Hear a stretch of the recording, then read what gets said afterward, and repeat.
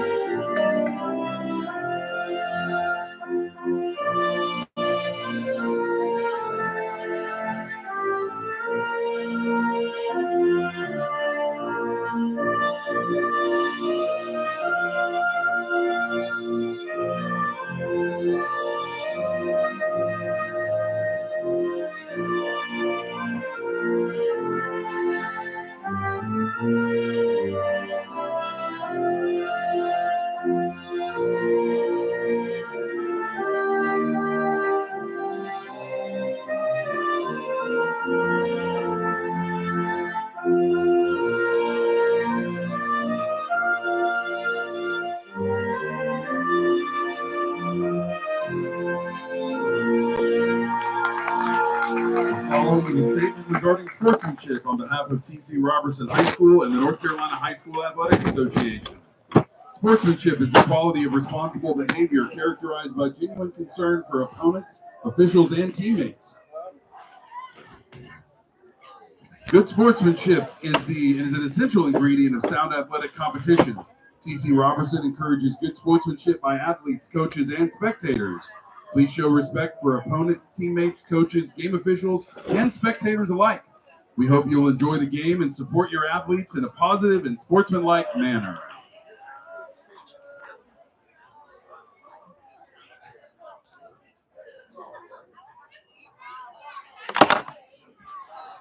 This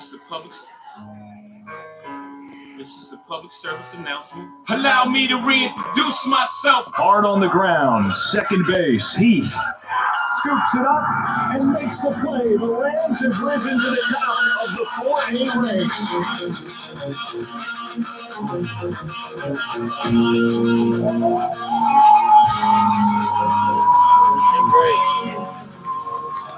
Well, it ain't great, but I ain't about to clip into Coach Philippak's fence, so we're leaning up the live stream up against the netting with some sandbags. I'll probably try to adjust that a few times here. It's been a wacky day, I ain't gonna lie. I want to say thank you to the AD of TC Reynolds, Mr. Keene, really, taking his time to explain some of these bylaws. And tonight, I paid $150 to do the broadcast. We want to thank a lot of Reynolds parents. A few donations have come in to help crowdfund, and you may have seen the post online. We're over the 150, so that covers my costs, and everything that we raise over the 150, I'm going to split up between the boosters programs for the baseball at Reynolds and baseball at TC. Just because it was an interesting couple days, and simply put, we just want to make sure we're here for the kids. So Reno Jeter on the bump tonight. Big fan of Reno Jeter. He looked really, really good against Wes Henderson the other night. He was 89 on my gun. I talked to Cecil Davidson after the game. They had a gun up there as well, and he hit 90 a couple times on that gun. So again, a lot of high velocity here.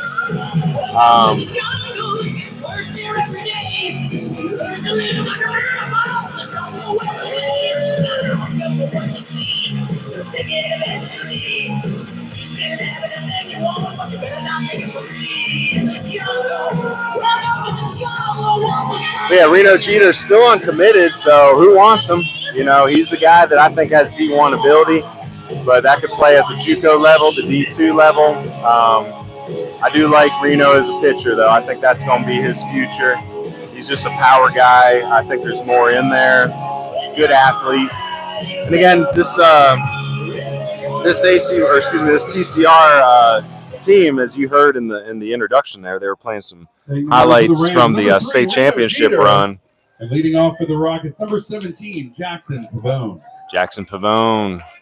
You may have remember Jackson Pavone's name the other night at their on Friday. Last Friday, we covered their game with McDowell, and you heard me bragging on Jackson. He's one of my favorite players to watch. Definitely needs to gain a little weight, no doubt. However, I think he's going to be a good college baseball player because he plays hard. He's gritty. He's just got baseball IQ. He can do several things on the field well. So big Jackson Pavone fan. We're hoping that he has a good game and can get in the minds of some of the college coaches that are tuning in.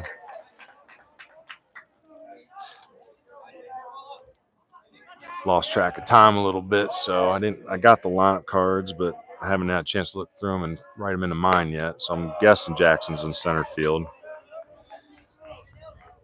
I'm going to text Coach Ray out in center field real quick, make sure he's got my center field camera going.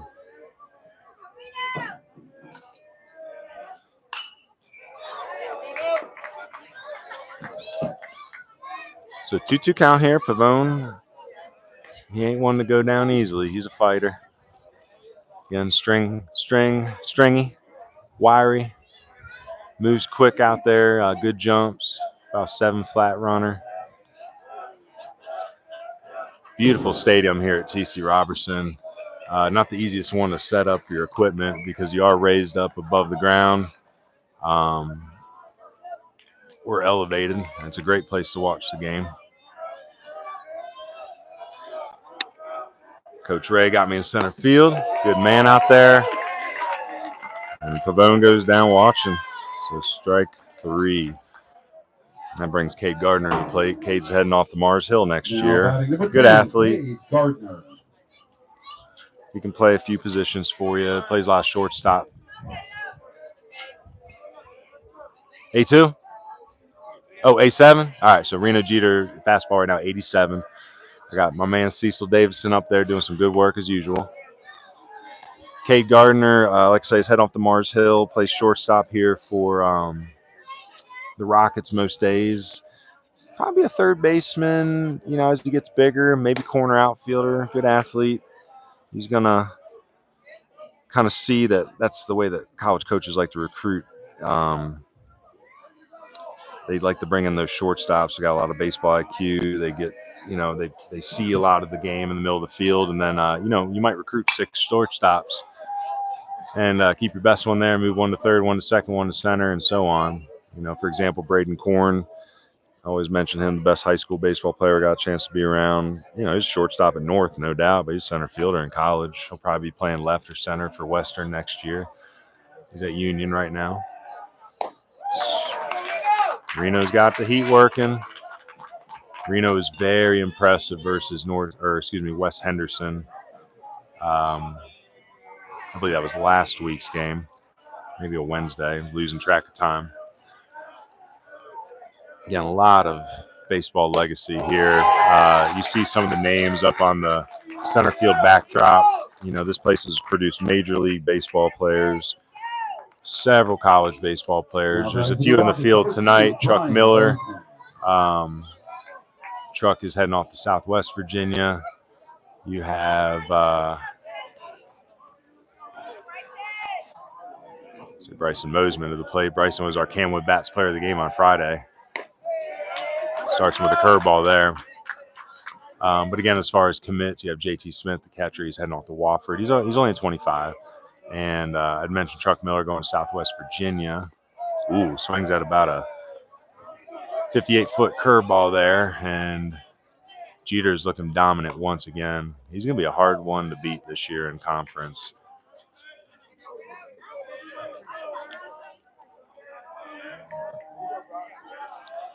So Mosman, 0-2. He's going to have to fight here, shorten up, hands the approach. Swing and a miss at the curveball. It's in the dirt. J.C. Smith with the block. Throws down the first base. Little high, but caught. And that is a 1-2-3 inning, striking out the side. It ain't never been too hard to find me. All this ice got me changing my climate. I just called it the switch on my time. That's just a reminder. Stay away from the snakes and they slime. Stay away from the patients they blocking. All right, so still a little flustered as I was having technical difficulties in the beginning. Again, big thanks to the parent letting me use the iPhone hotspot here. I'm not sure why mine isn't working. I'll have to troubleshoot that for before our next game. Soldier boy, I stay so dead poor. Fall in the sun, that came from the side. I really been feeling too modest. I'm the hottest. Wasn't not throwing ones before you were kind of got. The show still rocking. The level can't drop. I get sloppy. So due up here for TC Robertson, we're gonna have Zeb Swangham, Micah Simpson, and Caden Davidson. Micah Simpson, the Western commit. Zeb Swangham, I think he's got Division I ability. Caden Davidson's one of my favorite hitters to watch, younger brother of Braxton Davidson.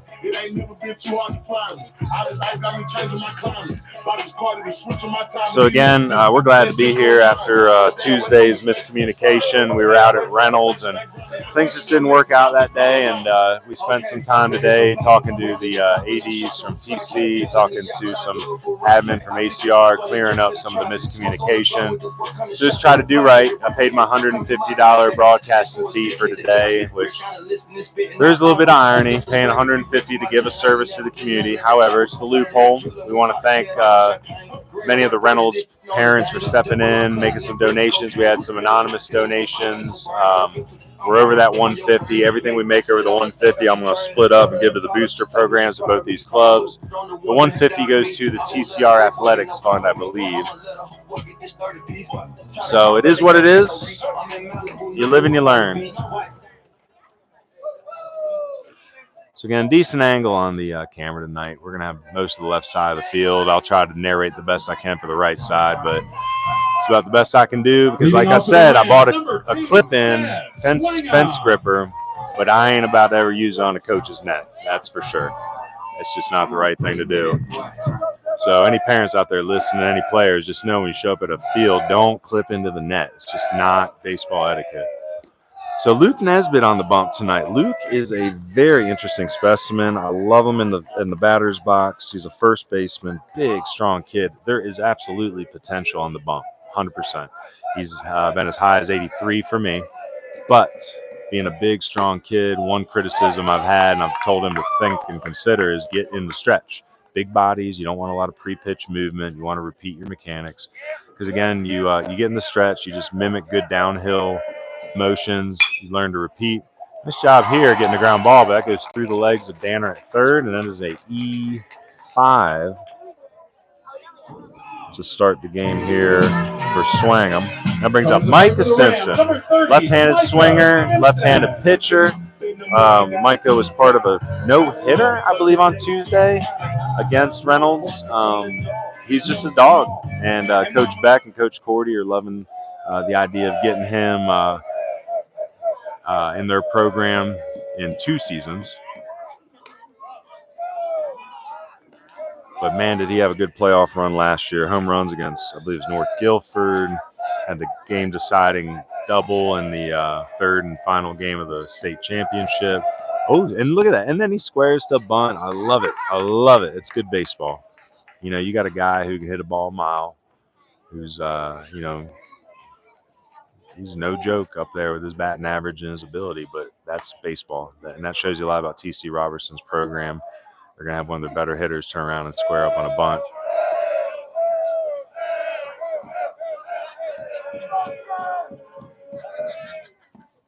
A lot of respect for Micah. You know, we caught a lot of film on him in the fall, and we posted that on Twitter, and that's just something we do out of the love of scouting. And it gave the Western coaches and others a chance to keep up with him and just see if he's the guy. And, you know, he would text and say thank you if we ever posted something, and that's very much appreciated. And that's just something to consider with these broadcasts. You know, we're trying to get that free exposure for our guys. Again, sorry it ain't the fanciest yet. We're working on it. Nice job staying behind one here. Shoots it off the left field, and that's going to be a can of corn caught by Mosman out in left field. So Swangham remains at first on an FO7. Now batting number 24, Hayden Davidson. One of my favorite hitters right here. Big, strong, balanced, short to the ball. I've seen him hit home runs to right center, left center. And I was watching Caden warm up at first base today when they're doing in and out. And the boy moves like a shortstop. You know what I'm saying? Like, he is a good athlete. He's smooth. He works through the ball. It's just with as big as he is, like, he's your Mark Teixeira style first baseman. He's just going to catch everything and gobble it up out there. Swang with his lead off first. Nesbitt delivers in the dirt. Good block by Lincoln Rogers back there. Rogers done a good job stepping in to catch for Reynolds. They graduated their catcher last year. It's a tough position to fill. If you don't have a reliable catcher, you're not going to win a lot of games in high school baseball. Swang him off on the play. They're off on the pitch, fouled off by Davidson. After Davidson, Jeter's going to be in the 4 hole. Jeter was an offer in the game versus West, but again, just did a great job on the bump that day. He almost got the Camwood Bats player of the game, but it was a short outing, and JT Smith had a very good offensive day that day. And I'm not gonna lie, I'm a little prejudiced to giving the bat to the pitchers unless they're really no other. It's just on a just a no doubter. So very deep lineup for Coach Philippek. It's got to be a good feeling when you got JT Smith in the 6 hole, and I mean, there's some good batters here. Caden Davidson, very balanced, very strong. Runners off. Nice job trying to stay backside, but that ball goes foul. So a little hit and run. Very smart baseball here early on. So Nesbitt's going to try to make a pitch here in 2-2. Again, probably should be 2 outs in the inning right now, but, so goes high school baseball. Try to limit your errors. Nice job by Davidson. He's going to shoot that in the gap. That ball's going to get down. Swangham's going to get around second. He's going to go to third, and he'll get in there with no throw. So first and third. Nice job. So no hit and run there, but still the same concept. 2-strike count. Typically lefties, fastballs, changeups are going to fade away. Caden Davidson stays behind one, shoots it off into right center field. A couple freshmen in the lineup again for Coach Philippek tonight.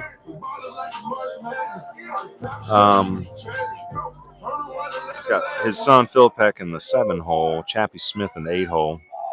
So 2 freshmen in there tonight.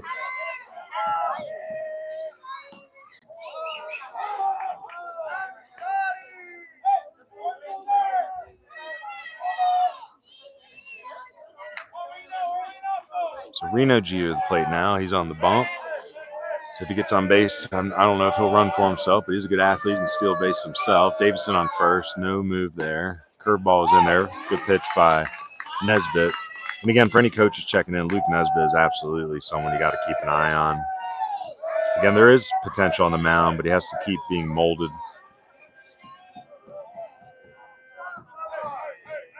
Here's a pitch to Jeter. Outside. Again, a good job by Lincoln Rogers blocking up back there. Lincoln's a junior. Stout. 5'6", 5'7". Moves well. I think he's a wrestler as well. With that height, he's probably a dog on the wrestling mat too. Works well back there. I think he could play college baseball if he wanted to. Nice job.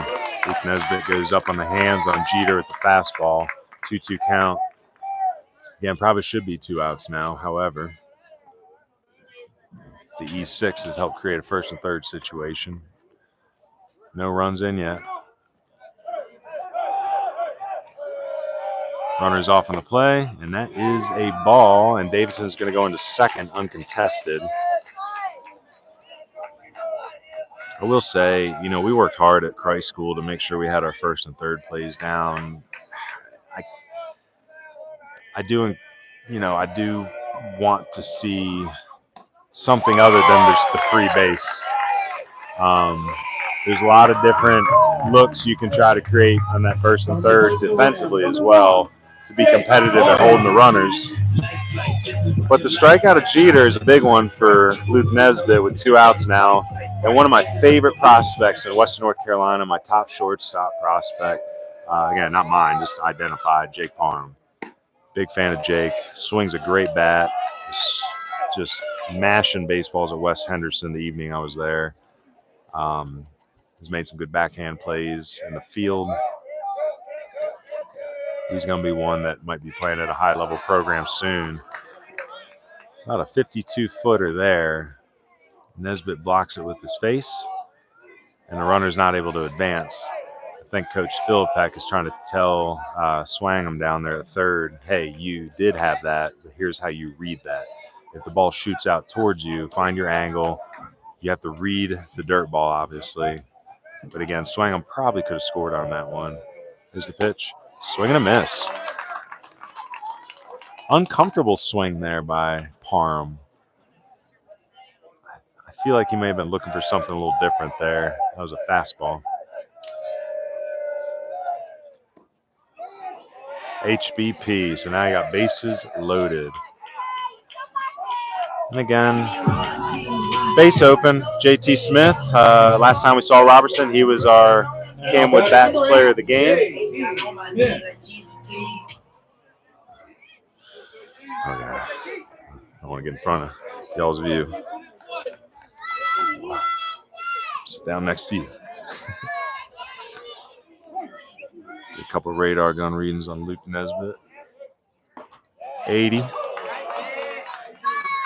And that's probably where he'll be. I've seen him 79 to 82, topping 83 in the past. Again, wish he'd be a stretch guy. I feel like he'd be much more efficient out of the stretch because there's absolutely stuff there. Good fade on the fastball, 81. Not a fan of the windup either with runners on third. Just too big a lead. It's easier to score on a dirt ball. Little things. 73, off speed, misses in. See if we can get one more fastball read. Again, Reno Jeter up to 87 early. 2-1. Good pitch, location 79, inside corner. 2-2 count.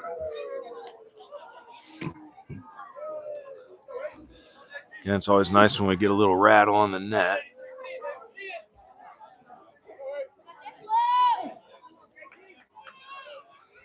And JT Smith, very talented young man. He was actually the backup catcher when the season started. I believe there was a live clip of it, but Asher Smith broke his wrist early in the year on a freak play.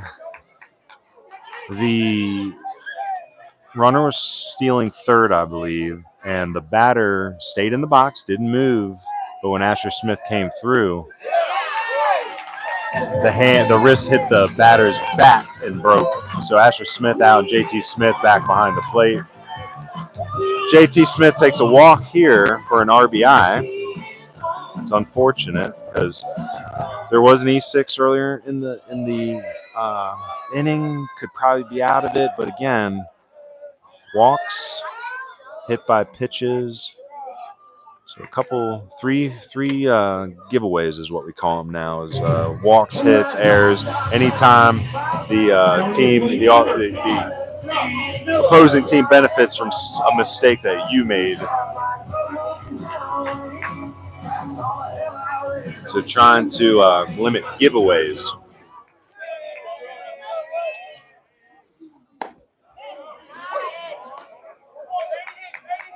Oh, maybe my lineup was wrong. Hold on. Is that Truck Miller in the lineup tonight? Okay, so my bad. That looks like Truck Miller. He must be hitting for Philippek. Big fan of Truck. Great character kid. He's going to play for Steve McMillan at Southwest Virginia. It's a Region 10 junior college. He's rebuilding the program up there, and he tried really hard to bring Truck into the program because he knows he needs character guys to build around. Strikes out here, though, watching. Thanks to Papa Beer Hendersonville, Dr. Chris Boyhan and Advanced Alignment and ISS Technologies for their support of Rams So baseball. we want to thank one of our sponsors tonight. This group's been really helpful to us. They're called 828 Sports Lab, and they are a training facility here in Buncombe County, and they offer workout classes and private lessons to kids of all ages, typically 8 to 17, and that's the travel ball teams that they run as well, from 8U to 17U. So yes, they run teams, but the facility itself is there to give young baseball players, athletes, a place to consistently train. And again, this is something I liked. To be fair, if a kid does not make a team, they're not going to give up on them. They still want to get them into the facility, keep developing them, and that's one thing you see between those ages of probably 8 and 14 is things can happen quick for a kid. Some of the best athletes when you're 9, 10, they're gone, not even playing maybe in high school. And there's some kids you never even thought would be a baller, and they're maybe the best player on their team by the time they get to high school. But a lot of it comes to development, and that's what 828 is all about. 828 Sports Lab, 342 Dillingham Circle in Asheville, North Carolina. Call them at 828-582-8334 if you have questions, or you can find them on social media at Facebook and Instagram. Thank you again, 828 Sports Lab, for making this broadcast happen. So Reno Jeter comes out for a second inning of work. Okay. Reno is up to 87 in his first inning of work, so some good velo from both pitchers tonight. Luke Nesbitt up to 81, Jeter up to 87. We've seen Jeter at 89-90 against Wes Henderson last week. Good athlete. Still not really sure what the plans are for college baseball. I know he'll play, but it's a matter of where's it going to be. I've heard some rumors, but again, I don't want to speak on them. Just know that Reno Jeter, the pitcher you're watching tonight, is still uncommitted.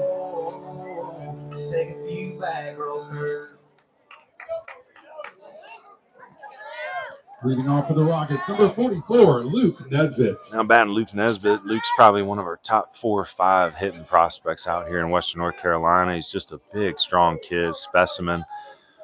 We were at the Western North Carolina Scout Day that was ran at Bob Lewis back in the fall, and just joking with some of the coaches that, Luke wins the uniform award, but looks best in the uni.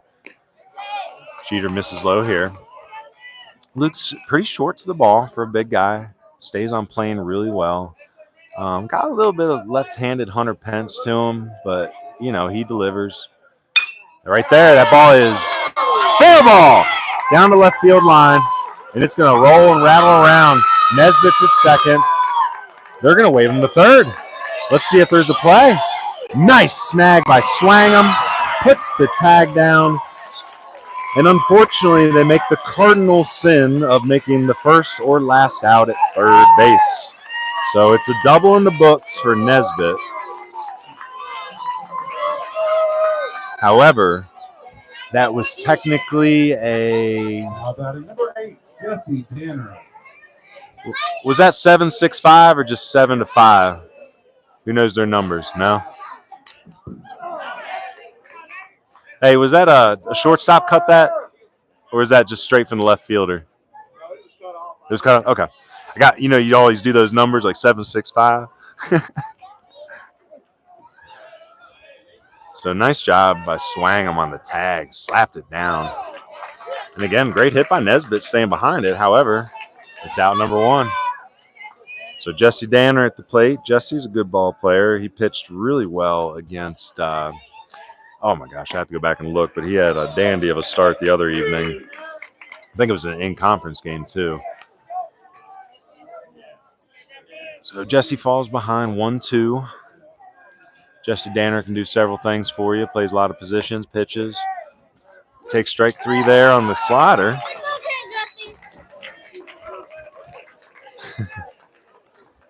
Some encouragement back here from the fans. I love it. All right. So catching up on the lineup here. This is Hayden Craig, the football player. I think he's going to play college football somewhere next year. Hayden at shortstop tonight. Now batting number 9, Hayden Craig. Just noticed that Cade Gardner's in the DH spot tonight. Looks like he's hitting for Dylan Davis, who's playing right field. Craig takes the strike here. And Jeter doing a really good job of getting ahead. I want to go get some radar gun readings on Jeter here. I know. That's why I ran over here. 87 on that one. How much? 87. The one before that was. He was 89.90 at West last week. Okay. So he's a dog. He's going. Here we go. That's curveball, 69. Good pitch. However, his curveball last week was 73 to 74, so it took something off a little bit there. Yeah. He's a good pitcher. Yeah. So Reno Jeter dialed in early. He's already got 5 Ks. So making a good case for Camwood Bats player of the game here early on. Luke Nesbitt back out for second inning. Pitched better than that scoreboard. Like I said, there's an E6 in there, hit by pitch. He's still catching his breath from that triple. He got a lot of brown on his shirt right now. So that yellow hat, if he gets any browner, it almost look like a Tuscola player maybe. You know, getting all that dirt up on there. Well, that'd be black and gold, not brown and gold. So, yeah, never mind there.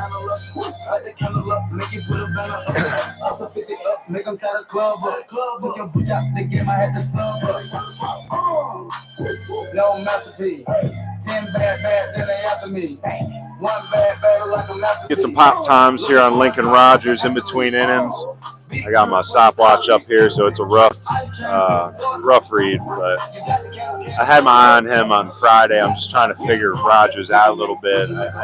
You know, with him being a wrestler, I think that actually makes him a great archetype for a catcher.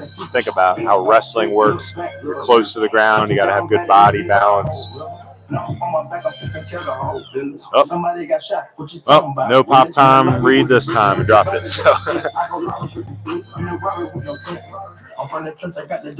So again, you might have heard our sponsorship there in the beginning of the inning. We want to thank 828 Sports Lab, 342 Dillingham Circle in Asheville.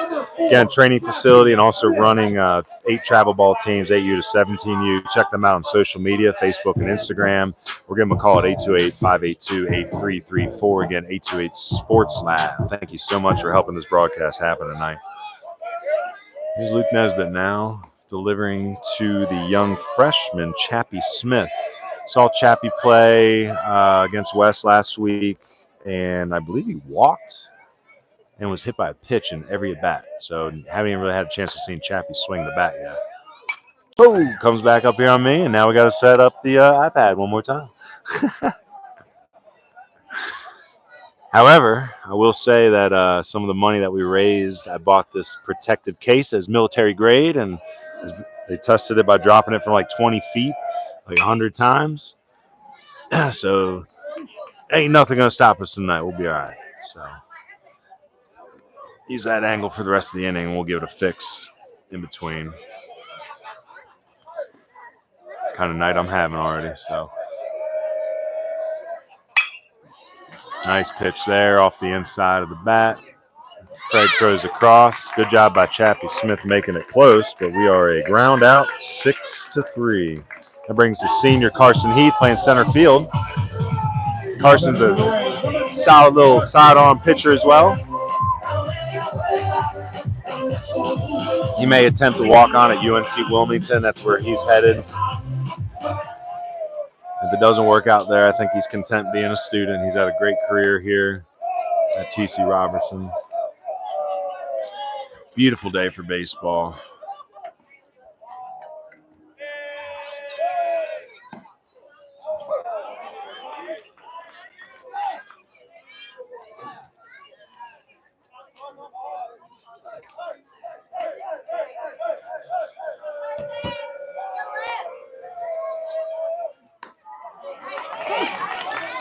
Keith didn't like it, but it looked like a good spot. 1-2 count. This is the type of inning that Nesbitt needs here. He needs to get the bottom 2 batters before turning the lineup over. Try to keep this game close, 1-0. Little bit of breeze from left field to right field, but not enough to straighten out the flag. Lights on here. TC Robertson is definitely a hitter's park. 325 down the line, 335 to the gap. So that's where you got to focus, is trying to just stay true to the center of the field, play the gaps. Center field is probably about 360, 370 if I had to guess. Nesbitt with a 3-2 count. Definitely needs to make his pitch here before turning the lineup over. Nesbitt, again, although he's a guy that, that's a nice hit down the left field line. Mosman's going to try to cut it off here. Heath's around first base. Stutter steps, he's going to stay there. So a single for Heath. Probably learned the lesson of trying to take one too many from Luke Nesbitt there in the last inning. With a nice hard single to left field for Carson Heath with one out. And that brings us back to the top with Zeb Swangham. He reached on an E5 in the last inning and scored the first run of the game.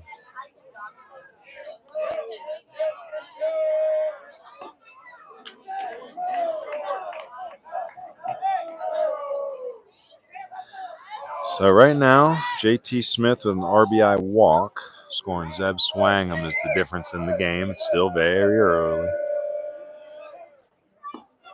Comes with the big breaker. Kind of throwing it on his right foot. I like it, but good take by Swangham. 2-0 now.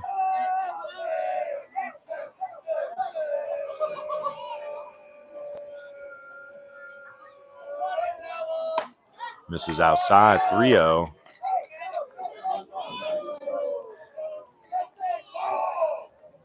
Some good arms still in the pen for Coach Stakar. You have Mosman in left field. He's fresh. Pavone in center. He's fresh. Those guys throw very well, and they have their own unique repertoire as well. I think I mixed well with Nesbitt getting the start. It's ball 4 there for Swangham, so an 0 for 1 with a walk for him. Sends Heath up to second base. Beautiful facility here.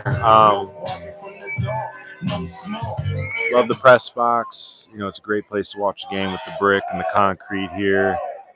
Big fan of what Coach Philipek has set up above the dugout there on the home side, the PEP section, where he puts a lot of time and effort in working with the special needs and those with disabilities. And I believe that Coach Philipek is starting up the handicap baseball league. And again, I don't know the official name of it, but it's real big here.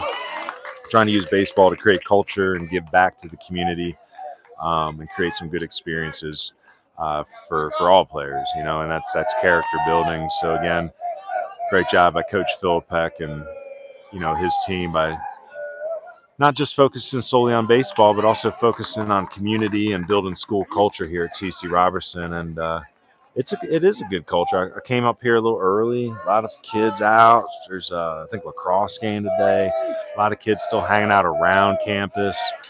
And that's kind of the old school feeling when we were growing up. Like when school was over, you still hung out. You know, there's still things to do. You want to be right near your friends. Rogers takes a gamble and throws down to second on the backside of the block there. So I guess we'll call that a wild pitch technically. Sending both runners up. Heath. I mean, good block by Rogers. Nice try. But again, now we're second and third here with one out. And the dangerous Micah Simpson. Good left-on-left matchup here. Throws his hands out. It's going to be a foul ball. Mosman over dives. Oh! Maybe dove a half second too early. Had it in the glove. Hit the ground hard. Ball pops out. Very good hustle. Give him a second to catch his breath out there as everybody regroups. Simpson was hard down the line too. Mosman working real hard out there to try to get his pitcher and out.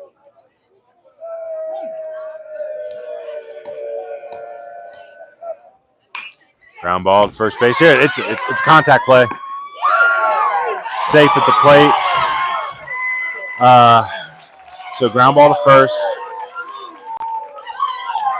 Double pump is what hurt the first baseman there. Had it in the glove early. The runner is off on contact. I think it kind of spooked the first baseman there, causing the double pump. Good throw.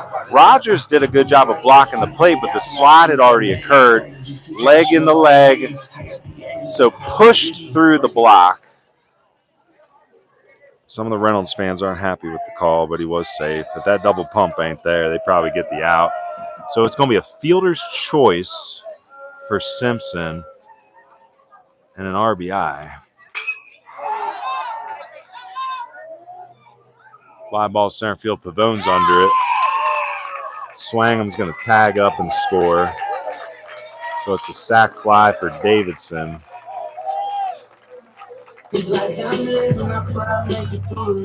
Now with 2 outs. Excuse me. Yes, 2 outs. Reno Gier, the play, struck out his last time up. He's in the 4-hole tonight. Had an 0-for in the West Henderson game. Still waiting to see some hard contact from him. He's a good athlete. He's been an absolute dog on the mound. We're still trying to read him a little bit here as an offensive player and how that might translate to college baseball. Definitely going to pitch in college, there's no doubt about it.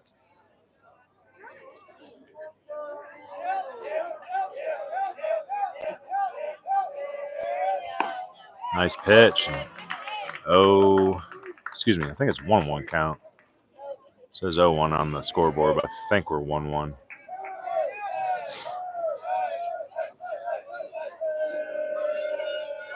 Runner's off in the play. Ball's in the dirt. There's not going to be a throw. That's going to be a stolen base from Micah Simpson. Good pick by Rogers, having a tough inning there. A lot of work. Again, Nesbitt's got a lot of potential on the bump. He's just got to get consistent and fill the zone a little bit more. Nice pitch there. And again, pitching coach opinion, but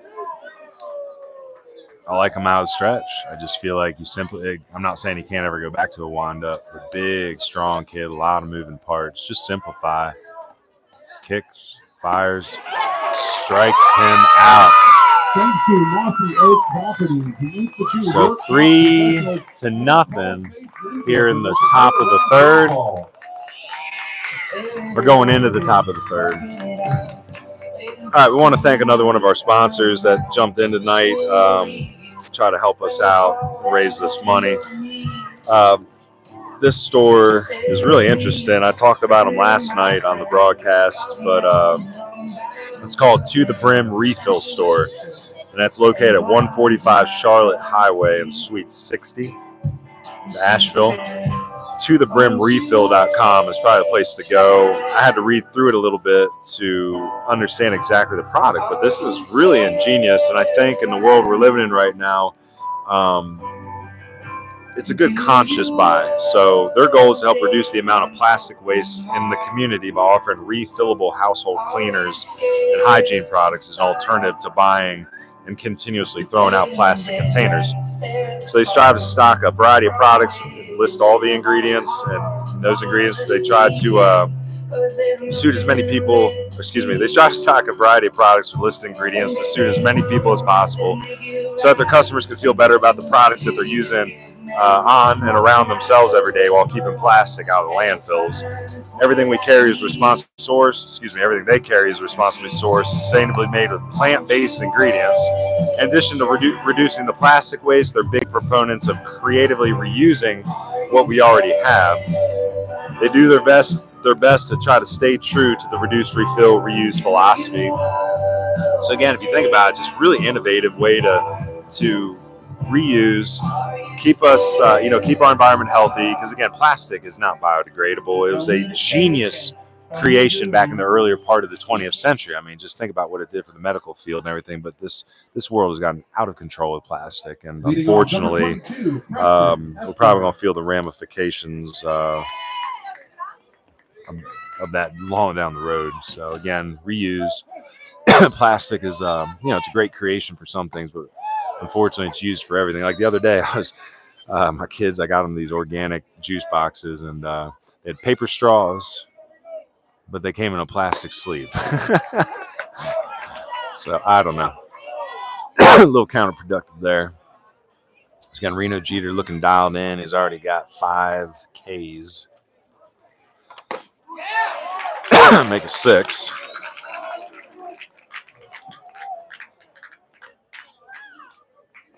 Next up, number 7, Braden Davis. Let's go, Braden. So strikeout there was Preston Hefner. Now batting is Braden Davis, the sophomore. I like Braden. Braden didn't play in the game that I saw on Friday versus McDowell, but Braden's a pitcher. Braden's playing outfield tonight. Braden can play middle infield. Braden's a good kid. He works hard. Plays for a team called the, I believe it's the Aqua Sox. I'm going to double check that. I don't want to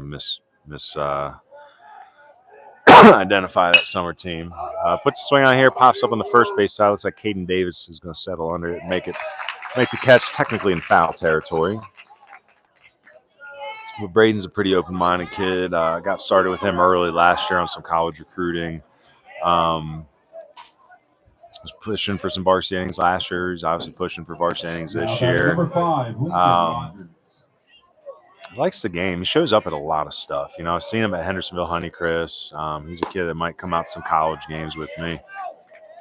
Character-wise, he's a strong one. So I think a lot of coaches would be wise to get with Braden Davis. Again, only a sophomore, so plenty of time to get stronger, develop. I think he'll get some varsity pitching innings this year as well. Pops it up here. And it's Lincoln Rogers, the catcher. It looks like Swangham's under it. So Rogers with the PO5. And then that's going to bring us to the top. So right now, I ain't going to say it, but Reno Jeter's doing really well through 3. So top of the lineup due up now Nope, we're in the middle of the lineup for TC Robertson, Jake Parham, JT Smith, and Chuck Miller due up for TC Robertson. Real nice facility here. You walk up and you can see that the Rams really want you to see their history when you walk in. They have some really cool pictures of the state championship teams and some murals to the former pros that came through. One name that I always like to see is Darren Holmes. I'm an Orioles fan, and Darren Holmes no longer worked with the Orioles, but in that whole rejuvenation period, he was up in that bullpen, one of the pitching coaches for the Orioles. I believe he's with the Cubs now.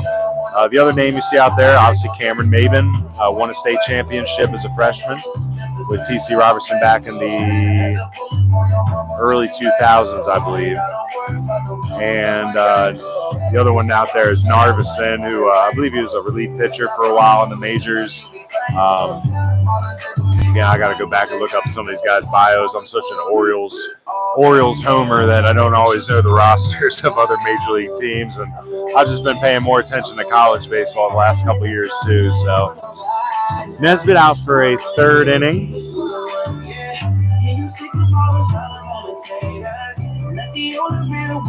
Second time through the lineup still.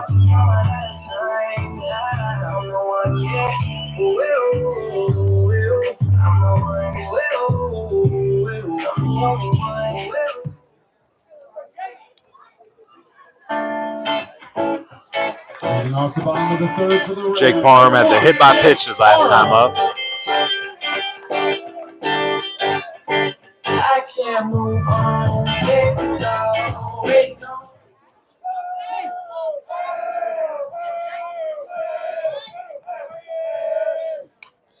Swing and a miss here. Fastball tailing outside.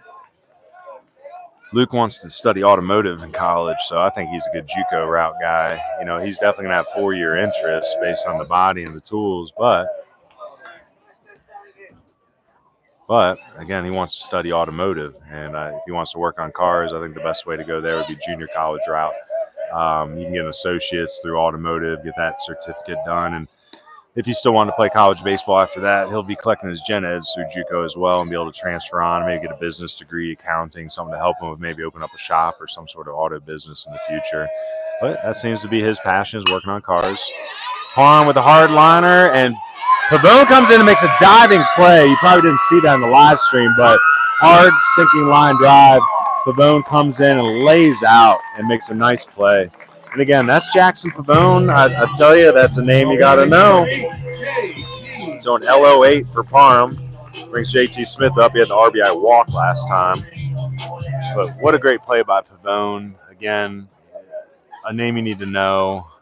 Unfortunately, that highlight won't be caught on the center field camera either. But one day we'll raise enough money to get multiple cameras and get all this stuff caught on film. Hopefully.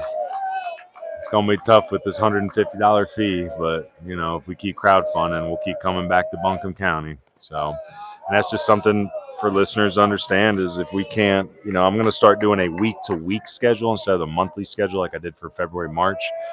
And just kind of, you know, again, we'll see what the other counties say. I haven't run into any issues with the live stream with them yet, or the broadcast, I should say.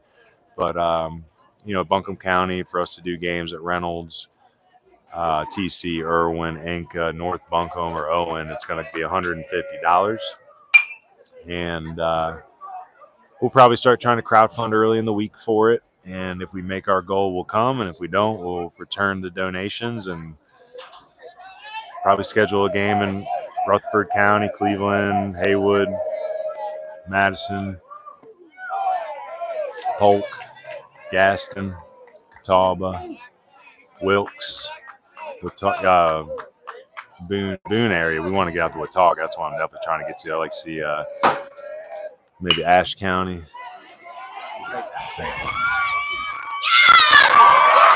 Nice play there.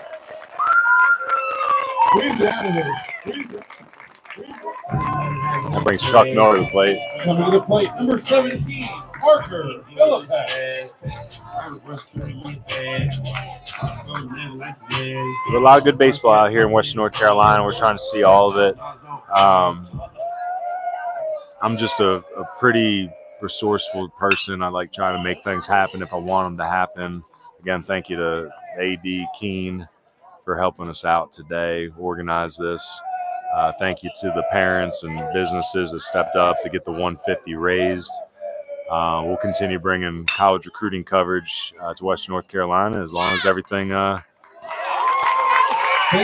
works out for everyone. So again, that's a ground ball 4-3. That's Braden Davis, Braden. For their support of Rams baseball. Braden Davis out there making the play at second base.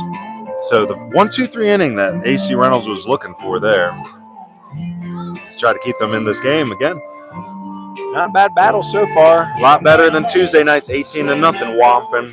And to be 3-0 right here in the third inning's got to feel pretty good for the Rockets. So hopefully they're having fun playing baseball and not intimidated by the state champs. And I think that's the problem with a lot of the Mountain Athletic Conferences. Again, it's hard to beat this team. They're the best. Sorry, they are. It's just their program's designed that way. They're supported. Community's behind them. They get with their kids early on. You know, with that Robertson Ramblers group. So they do it right here, and I think the best way to compete with them on, you know, just in the moment, you know, for Reynolds, Irwin, all these other county teams is remember that you have fun playing baseball. Don't get in your head, because when you're up in your head, you ain't present, and you ain't going to beat a team like this if you ain't just having fun and trying to play clean baseball, because anything can happen in a clean baseball game on any given day. And oh, I know I probably ought to throw a couple prayers up to the man upstairs. Oh, still letting this heart stay beat now, pulling up this tree. Sitting there wishing on a neon star, up there hanging from behind the bar. So again, had Reno Jr. at 87 several times tonight. What's it gonna take for my head to unheard and my heart to unbreak? Riding on the line and in this car, sitting there resting on a neon star.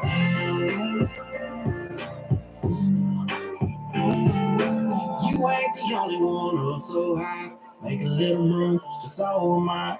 I I need a little help getting sleep tonight, so I'm singing big country boy lullaby. Leading off for the Rockets, number 17, Jackson Pavone. Oh, yeah, top 4.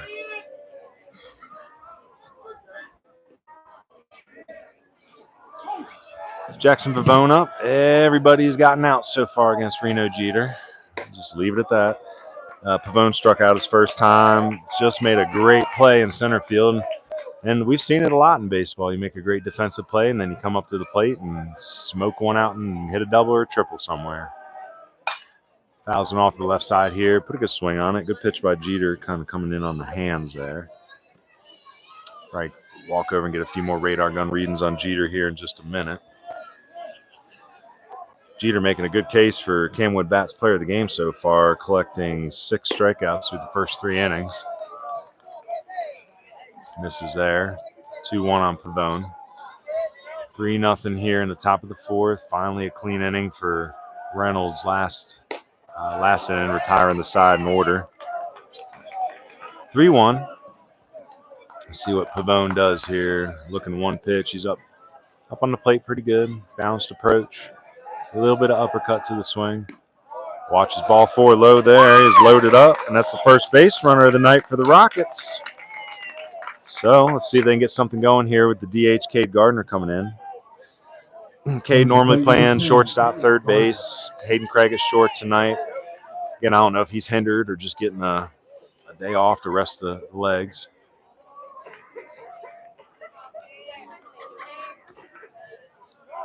Pavone takes his lead to the edge, the cut of the grass.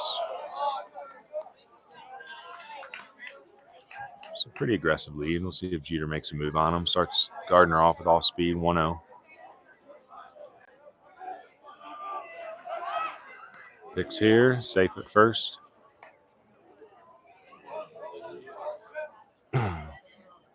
Actually, I apologize. The Luke Nesbitt double is the first. That was the first hit of the game, but they retired him at third base. So in my mind, I thought we had a no-hitter for a second, but no, there is one hit, the Nesbitt double. And now we have the walk by Pavone. So I need to get a play-by-play guy so they can keep track of the game, and I can just talk about the prospects. Cade Gardner, he's always been a pretty polite kid. Like seeing him around. Good ball player. He ended up at a really good spot in Mars Hill. Love the cost of Mars Hill. They have the local scholarship for the surrounding counties. Keeps things affordable for our boys. Pavone, good lead.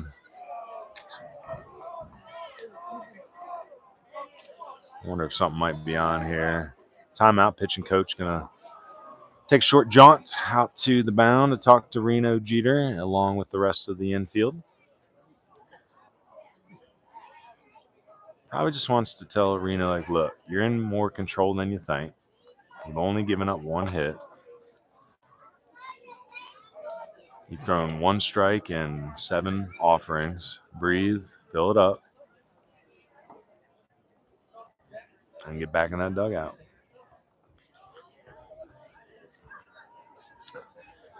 I don't know how the message is delivered. Sometimes it's not always about being direct. Sometimes you got to go out and just tell him he's got nice hair. Tell him his uniform looks good. Pat him on the back. Just get his mind clear a little bit. Make him have fun. Make him laugh. When the mind is happy, performance goes up. When the mind is stressed, performance suffers.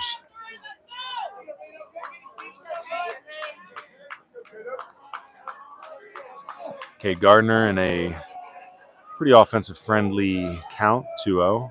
Pavone off first. Ooh, misses up, 3-0. So, if Jeter can't find the zone here, that'll bring the time run to the plate. See if he can work back. I'd expect a fastball here. Pick off attempt at first. Pavone don't need to be getting too fancy over there with the 3-0 count. No need to run on this pitch either yet. Maybe 3-1, but I'm taking here. Big jump, but stays put. That's a strike. Gardner is on his way down to first. Umpires aren't usually a fan of that. That might give Jeter a couple more inches on the plate here on the 3-1 offering.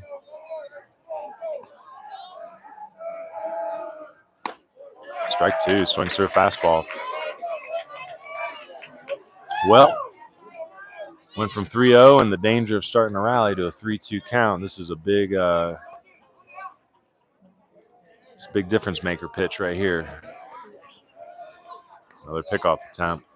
Runner may be off on this play. Depends on how trustworthy Coach Stakar believes Cade Gardner's bat-to-ball skills are on a 3-2 count. Last thing you need here is to strike him out, throw him out. Runner's off. Pavone's going. Ball 4 up. So JT Smith has to come out of his squat to receive it. There's a borderline high fastball. Can't get a good frame. That's ball 4. Pavone goes down to second. Gardner down to first. So 2 walks to start the top of the 4th inning here.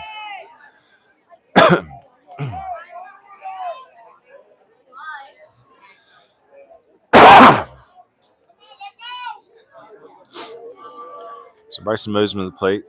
Bryson Mosman struck out his first time, and that first inning, Reno Jeter struck out the side. So everybody's getting a reshot here. So Pavone struck out his first time, he walks. Gardner struck out his first time, he walks. Mosman struck out his first time. We'll see if the pattern continues. Squares the bunt, bunts through a curveball. Uh-oh, Pavone's caught in between, but he takes off, and that's going to be a stolen base. So Mosman bunts through one. Pavone was caught in between, but went on the first move on the throw down to second.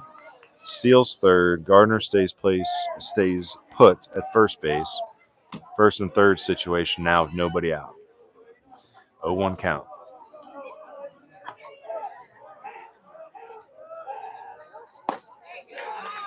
Another tight slider. Goes 0-2. Mosman went chasing on the dirt slider last time. Seeing 2 here. Maybe he's got the spin down. We'll see. Ooh, fouls one back into the foam.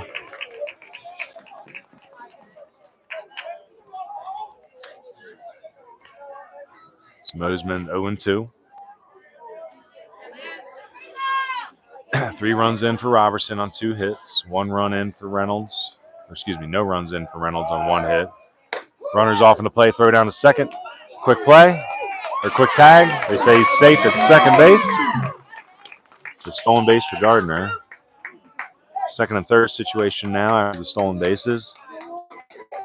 Bozeman struck out on the pitch. So that brings Nesbitt up. 2 runners on in scoring position and 1 out. Nesbitt hit the double down the left field line that he was thrown out in the 7-6-5. Oh, a nice tag by Swangham. So the one hit for Reynolds was the double, but was the first out of the inning, trying to stretch it into the triple.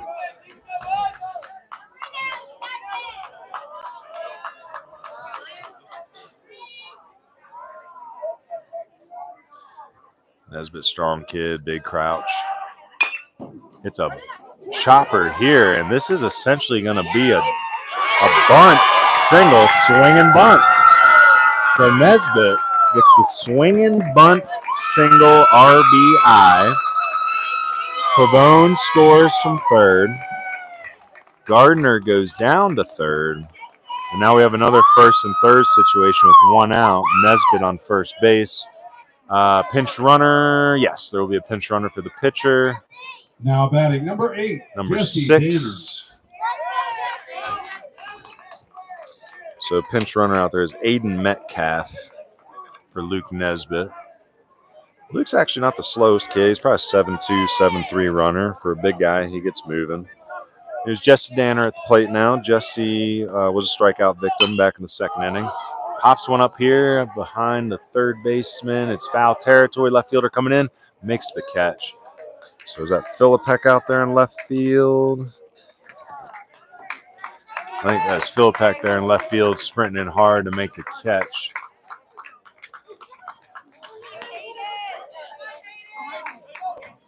So foul ball, but it's going to be an FO7. Now 2 outs. Hayden Craig, the senior, playing shortstop tonight. Well, in the dirt, good block by JT Smith back there to keep Gardner at third. Metcalf gets a better dirt ball read. He might be down at second there.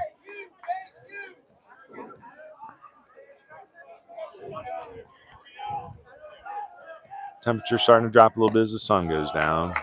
Reno Jeter misses outside on this one. Jeter battling a little bit with his pitch count right now, getting deep in these ABs. A lot of 2-2, 3-2 counts. Again, started off the first first 3 innings fairly flawless. Starting the fourth with 2 walks and the swing and bunt RBI single by Luke Nesbitt. Fastball up and out. Definitely some juice on it. Walk over and get a quick radar gun read here. I have a feeling the heat's coming. 82 outside. Swings through it.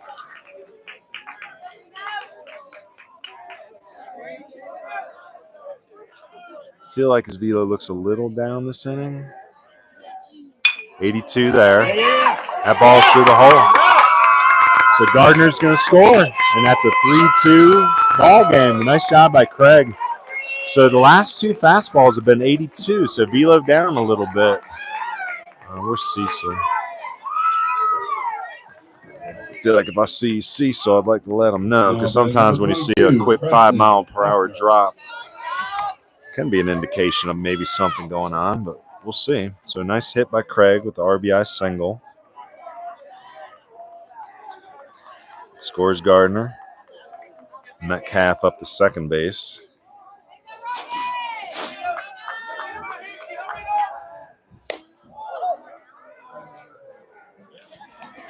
So Preston Hefner, the first baseman, up now. Struck out in the 3rd inning. Start the 3rd inning. The runner on second here. One little poke bite. Tie a ball game up. Fouls this one back. Count's going to go to 1-1.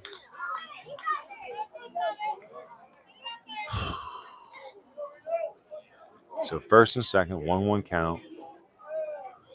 Not exactly the way Reno Jeter and the Rams thought the 4th inning would go after cruising. That's a pass ball. High fastball pops out of the glove, and both runners are going to move up.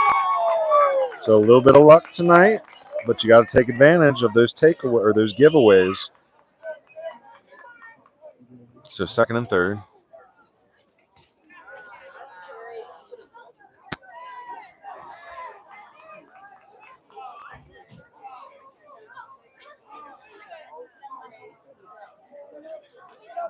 Outfield fairly shallow for Hefner.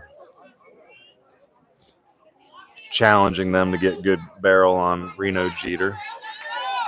It's a trend I've seen with Robertson in the past.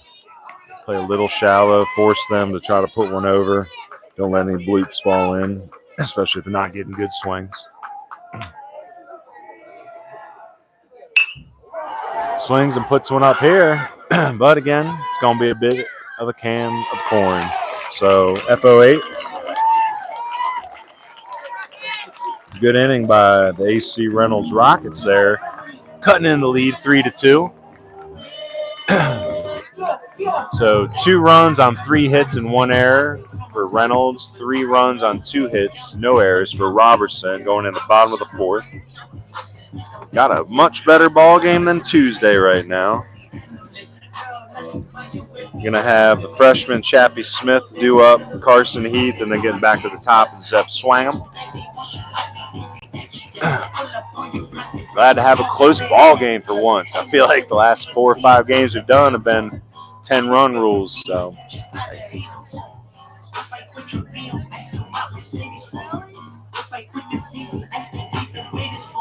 my left stroke just went viral. Right stroke put the baby in a spiral. So Nesbitt back out for a 4th inning. They're about to go through the lineup a 3rd time, so a little risky here. Maybe get if he can get Smith and Heath quick, let them try to get the top, but have an arm ready to try to show a different look, especially a 3rd time through on a lineup like this. You're not going to sneak much by them as they get more and more looks on you. So Stakar might be going to his bullpen soon. Like I said, Mosman, Jackson Pavone should be available this evening. I know Kate Gardner's pitched in the past. I believe Jesse Danner and Jackson Ray pitched on Tuesday, so they're probably not available this evening. Again, freshman Chappie Smith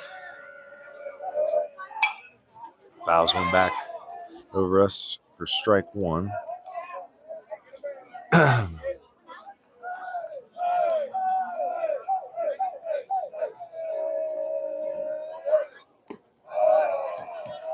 Ball in the dirt, 1-1.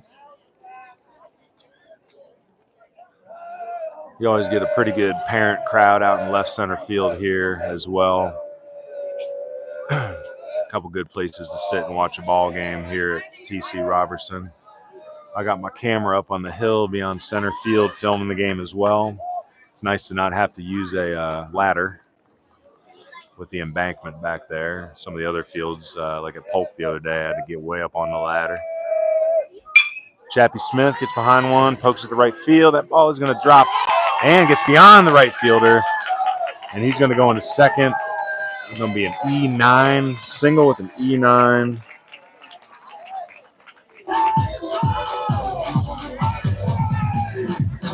So single by Chappie Smith gets the second on the E9. The right fielder Dylan Davis out there overran it. At our game versus McDowell on Friday last week, Dylan Davis made a great diving play, just stealing out in the first or second inning of that game. I believe they won 10-2 against McDowell. Hop up here. This may stay in. Lincoln Rogers going to have a play, and he catches it. PO2. Great job. So glad that Lincoln Rogers caught that because I've seen about 6 catchers drop that same pop fly without catching one in the last couple weeks. So PO2, and again, that's why I got a star next to Lincoln Rogers. I think that kid can catch at the next level. I'm not saying he's going to be a D1 superstar, but he's going to be a reliable catcher, I think, for somebody. So one out here, Smith on second. Nesbitt's going to be facing Swangham for the third time. Swangham's 0 for 1, reached on an error in the first inning, scored the first run for Robertson, and then walked and scored in the second on the sac fly RBI by Cade Davison. Ground ball to second here. Nice pickup by Braden Davison. Throws it over. That's 2 outs. Actually, who's our second baseman today? I might be wrong on that.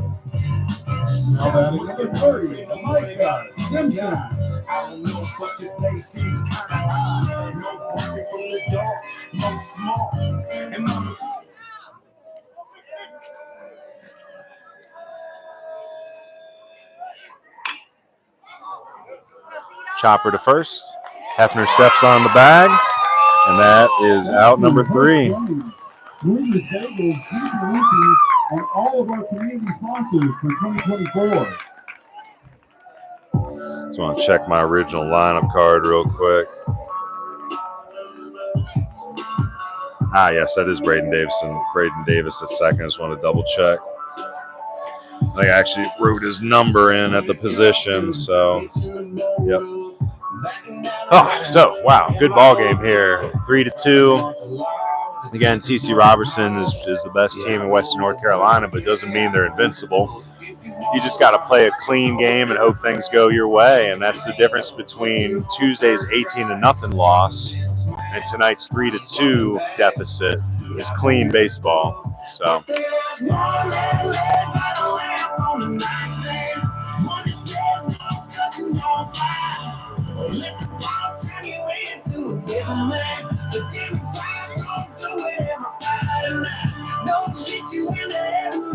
Still waiting on a pitcher. Let's see, I think we're going to have a relief pitcher in for Jeter, especially with his velo being down last inning. Looks like they're sending. Who is that? Is that Wallace? I'll get a number here and make the.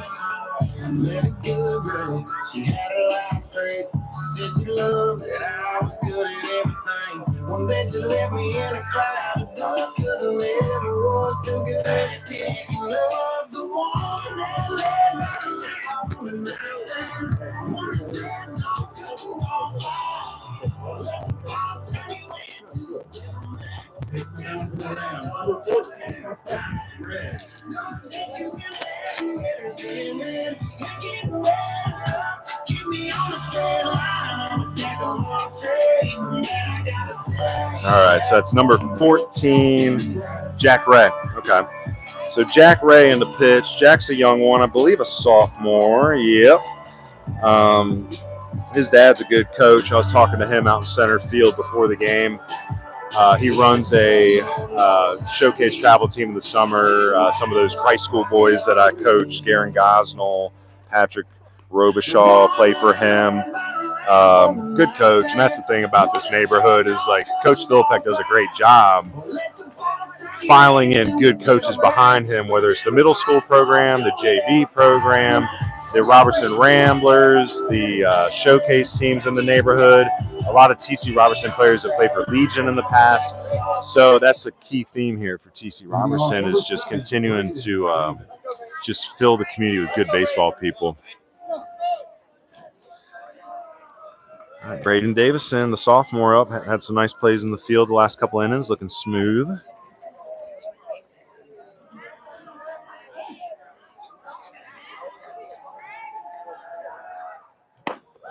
Take strike one here. Braden's been getting in the weight room too. You know, I bother him a lot because he's one of my advising players. And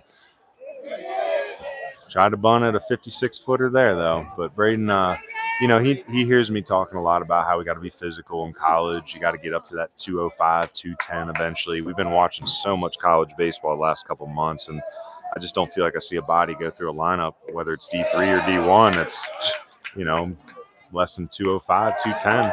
Strikes out here. Chases the slider in the dirt. So good job by Ray to come in and establish himself early. That brings Lincoln Rogers up. Lincoln did a great job catching the pop foul behind the plate last inning. So many catchers have dropped that this year that the games I've been at. It's a tough play, but there's only so many plays that a catcher's got to train for, and that's one of them. So good job by Lincoln Rogers. Fastball right on the plate. Bounces up and hits J.T. Smith in the chest guard. It'll be ball two.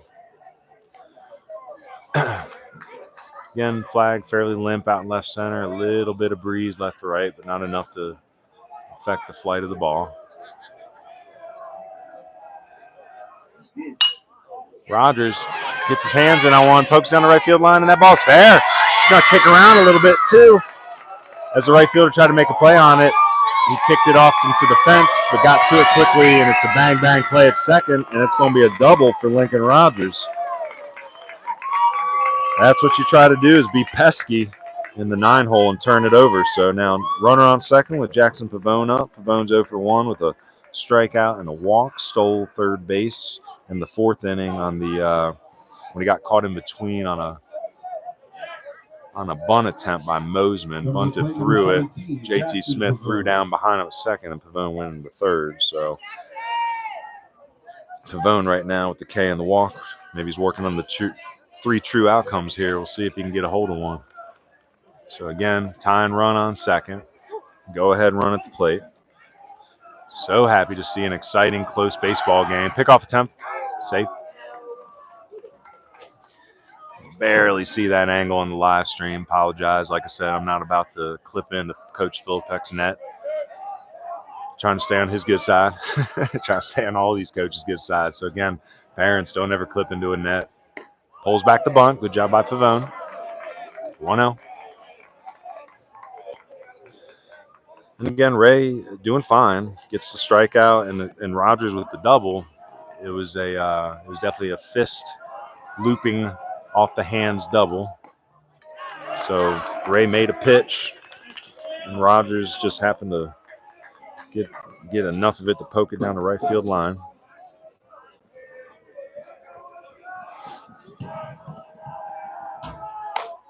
Pavone takes 2-1. Pavone putting his hands up there. I'm not sure. Maybe there was a missed call, a missed play. But I don't know what that was. We'll see. Line drive left field. Great job by Pavone. Stay behind it. They're going to send Rogers. Actually, it's the pinch runner. He's going to score easily. Ball bounces away. I wish Pavone would have not slid into second because that ball bouncing away, he may have been able to get to third. That was the pinch runner Levi Anderson scoring on the play. So nice RBI single by Pavone, goes to second on the throw. And we got ourselves a tie ball game. And I think that's the key, is just have fun. Don't be intimidated by the TC Robertson Rams. Just continue to play the game you've always played, and you just hope that the baseball gods are on your side. If you don't make mistakes, if you don't make errors, good things can happen. Gardner puts his lip out at that pitch, but it's a good pitch and a good take. You know, I don't want to swing at that first pitch. And they, you know, the Reynolds fans be wise not to get into it too much here. Just trust their boys. You don't have to live and die on every pitch. Ball in the dirt. Good block by JT Smith. He's going to throw behind. We might have ourselves an out here at third. Swangam can't pick it. The ball's up against the wall. Swangam gets to it quick. Pavone's in at third. And it's a carbon copy of the stolen base that Pavone had last inning, essentially. Smith does a good job popping up, gets the throw down, but Pavone essentially is baiting him. Twice now he's baited the throw, gets too far off the bag, and has all intentions of going to third on the first move. So my thoughts there, and again, it's in the moment, that if JT Smith can pump fake that, he's going to get Pavone dead in the water. However, good job by Pavone reading it and taking it. So 3-3, go-ahead run on third, only one out. Coach Phil Peck out to talk to Ray, talk to his infield. Probably not happy with the sloppy play the last two innings, letting Reynolds into the game with a couple mistakes. However, you got to have hats off to Reynolds for being pesky.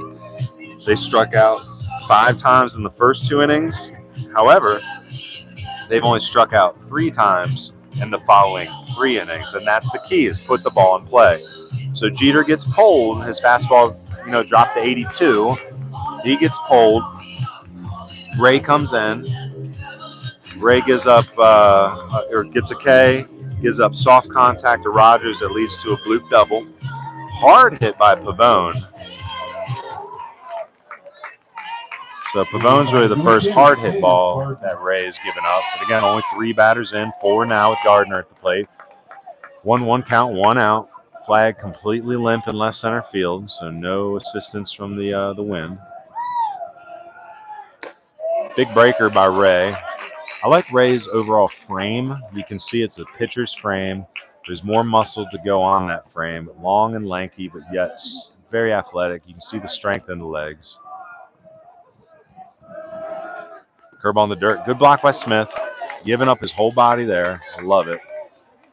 And Smith is a good catcher. I watched him at Hendersonville a couple years ago. And again, Hendersonville is a struggling program right now. So, JT Smith finds himself at TC Robertson, surrounded by a lot of dogs. So much, in fact, that he's not even the primary catcher when Asher Ring is healthy. And that's a compliment because he still may be a top 5 catcher in Western North Carolina. But JT can play several positions for you, and he'll be heading off to Wofford in 2 seasons. Good academic D1. Smaller school. Swings through the curveball there. Nice pitch by Ray. So 2 outs now, trying to hold that tie. And that brings Mosman to the plate, who's struck out twice. Both of those were against Reno Jeter, so we'll see if he has any better luck against Ray. Phil Peck coming out. And he's going to take the ball from him. Interesting.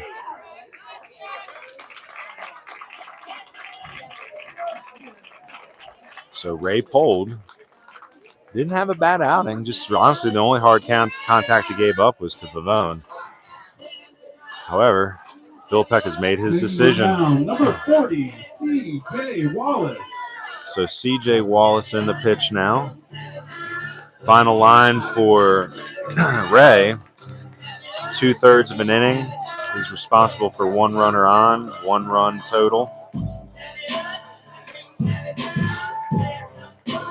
This is a great workout song we used to do at Christ School. Like every time the chorus came in, the players had to do a push-up. This is just bringing flashbacks from some of Coach King's practices. All right, so 2/3 of an inning, 2 Ks. Gave up the 2 hits and the 1 run. And Reno Jeter's day was 3 innings. Reno Jeter gave up 3 hits, 2 runs on 3 walks.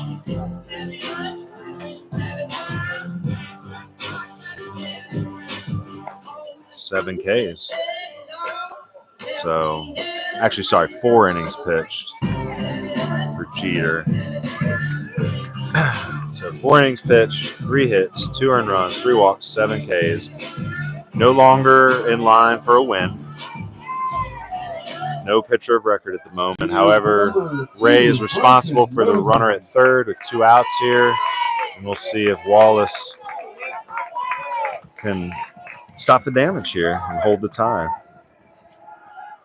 So C.J. Wallace, big old bounder. Mosman working hard to get down the line, but that is a ground out. Geo 6-3. 1 pitch, 1 out for Wallace. It's got to feel good to come into your job, get some high fives and some slaps on the back on your way into the dugout. 1 pitch and you're the hero.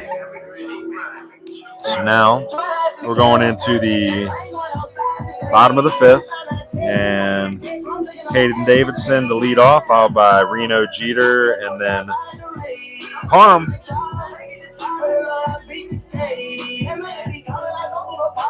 Luke Nesbitt out for another inning. I don't know what the pitch count is. I don't think they track them on the board, and I ain't sure as heck about to start tracking pitch counts with everything I'm trying to do back here. We'll see if we can get a pop time on Lincoln Rogers here if he's down for it. Sometimes I go to these games, I'll pull out the stopwatch, and you get a catcher that doesn't realize that you can actually use your pop times to start the inning there, just to get in a good groove. So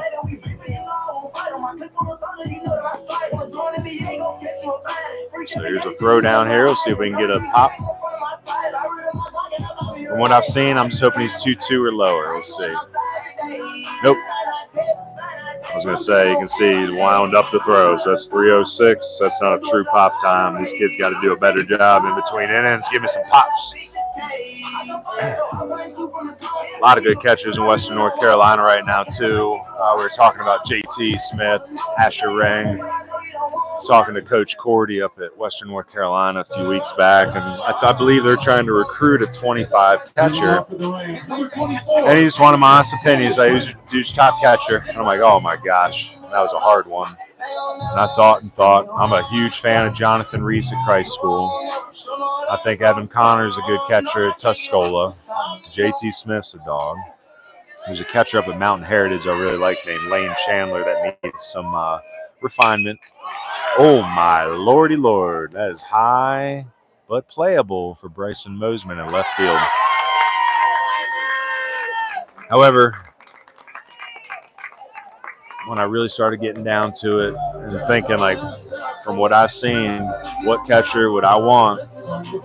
They're so close. They're so smashed together. It's probably going to be between Asher Ring and then Jonathan Reese. Those are my 2 favorite catchers right now overall. And again, don't get me wrong. All those other names I said are great. They're all smashed up at the top. But I think Jonathan gets the offensive nod. Asher gets the defensive nod. And both of them have room to grow on both of those sides. So by the time they all graduate, it's going to be interesting to see what this 25 class of catchers looks like. So again, for any coaches out there who need a catcher, you got to get down to Western North Carolina. JT Smith's already taken, Wofford. Again, Asher Ring, when he's healthy, he's one of the best.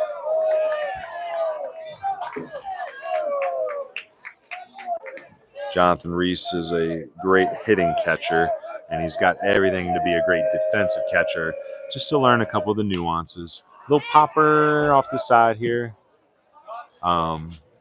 But yeah, just great athletes overall behind the plate in Western North Carolina. There's a couple of schools out there that are lacking a strong catcher, and they're feeling it. And that's just something that's really important to build a program around, is a strong backstop. Spins one, it doesn't spin, 3-2 count. Very high fly out by Cade Davison. If he hit that ball as far as it high, he might have himself a dinger there. Jeter strikes out again. Jeter working on the golden sombrero right now. It's 3 Ks in a row. That brings up Parham. So Jake had a hit by pitch in the first and hit a real nice shot to center field that Jackson Pavone made a highlight reel play on a diving play in center.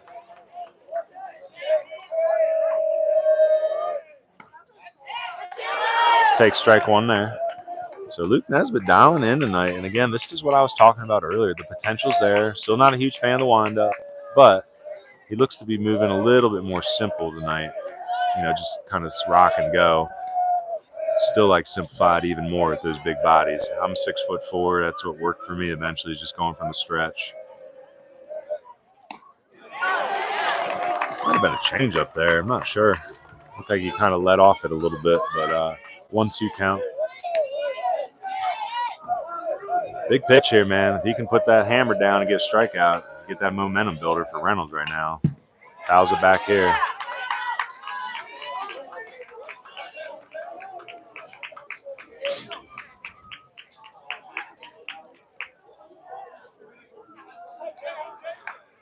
Let's see what the pitch call is here. Say, go ahead and shake, rattle, and roll on the iPad. We'll fix that here in just a second.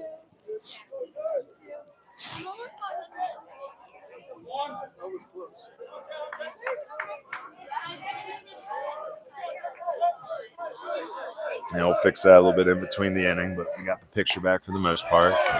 Ooh, that was the pitch I wanted. That was the pitch I wanted, actually. I was going to say just keep working on your fastball and let it tail out. It was a miss, but it was the right pitch is all I'm saying. There's the 3-2 count here. This is a very interesting situation because, again, you get the first 2 outs quickly. But the lineup's still pretty tough. You got Smith on deck. You got Truck after him. Oh, and he gets a strikeout. Wow, dialed in. Luke Nesbitt. Slow man's walk off the mound. Doesn't ever show a ton of emotion. Very even-keeled, cool, calm, and collected. He's going to let all his teammates exert the energy. He's just going to walk in and grab his bat.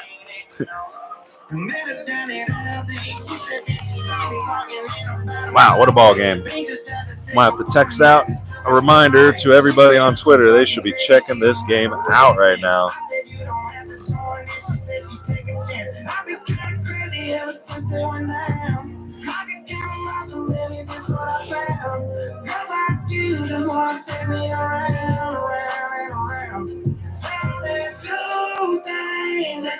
Sorry, I'm putting out another Twitter post.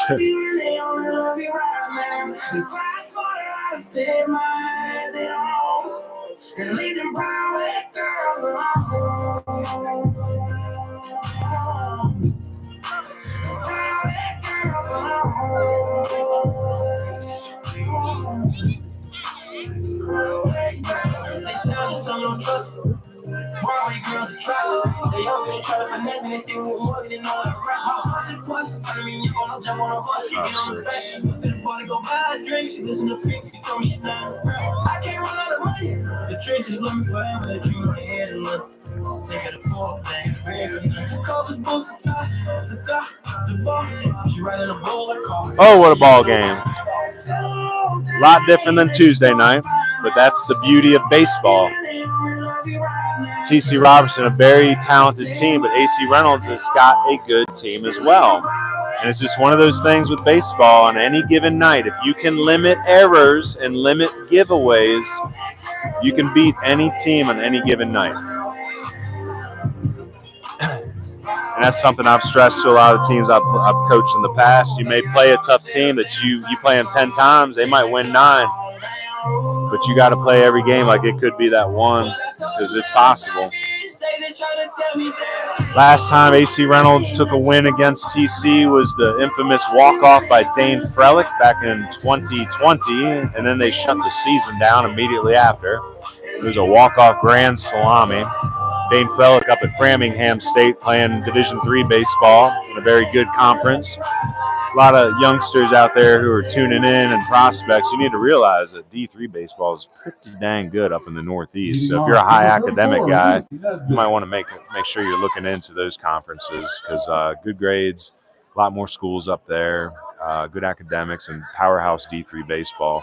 Typically, D3s in the South don't win the NCAA D3 championship. It's typically Northeast Ohio teams, Wisconsin. Last year, the Southeast had the winner out of the D3 in the ODAC. It was Lynchburg won the D3 World Series. NC Wesleyan has won it twice. Before Lynchburg won it, NC Wesleyan was the only Southern team to ever win the D3 championship. So, again, we wish Dane Frelick luck up there at Framingham. I believe he's in his junior season now. And here's Luke Nesbitt up. He's been a dog on the mound tonight. I think he's one of the better athletes, one of the better hitters in Western North Carolina. I love the kid. He's a smart kid. He's a homeschool kid, so he reminds me a lot of my kids. He's got confidence and swagger, and, you know, he's got his own personality. I like the kid a lot. You know, I've been critical of his pitching. I'd love to have him in under my tutelage with some of these little things I've been whining about with going from the stretch, but I can't complain tonight when he's limited Robertson to only 3 hits. He's got himself a 2-1 count here. Trying to show something on the offensive side. Had the line drive double, trying to make it a triple. So technically 2 for 2. If AC Reynolds can win this ball game tonight, Luke may be in line for that Camwood Bats Player of the Game. 2 for 2 with an RBI. Had the double, try to make it a triple in the second inning. The swing and bunt base hit RBI in the 4th. Hits him here. He's going to run on down to first base as fast as he can. Because that's Luke Nesbitt, folks.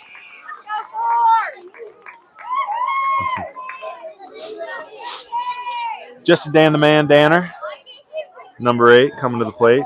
Strikeout and a fly out to left field. Fair territory last time. Jesse's a grinder. Again, he's not a 6'4" guy. He's not going to hit 500-foot bombs. He's just going to grind and play good defense at second, third, corner outfield. He's probably the backup catcher, and he's going to pitch some good innings for Coach Stakar this year as well. I believe he was on the mound for the TC Robertson game on Tuesday. Didn't go as planned, but an 18-0. Picked off at first. That is a shame. So pinch runner for Nesbitt is picked off. And has the first out. Nice pickoff move by Heath. Should have mentioned Carson Heath in the pitch, the sidearm slinger. He's usually sitting low 80s, 79, usually 78, 79 to 81, 82. And just a great pickoff there by the senior. I mean, that's a game changer. That changes the momentum because, again, Nesbitt is a dog on the mound. He takes the walk. They bring in the pinch hitter or the pinch runner. He gets picked, and that can definitely sway the momentum of the game. Danner 1-2. Swings through a sidearm curveball here, and now the momentum swinging back towards TC Robertson a bit. Hayden Craig up. Hayden 1 for 2 with an RBI single.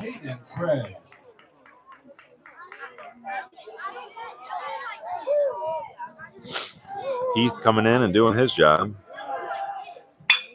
Line drive. Nice job by Swang'em to get it on a hop. Bounces around a little bit in front of him, but enough time, especially with it being hit so hard. Be a ground out to third. 5-3. So after the hit by pitch, the pickoff, the next 2 go down in order. And now we head to the bottom of the 6th.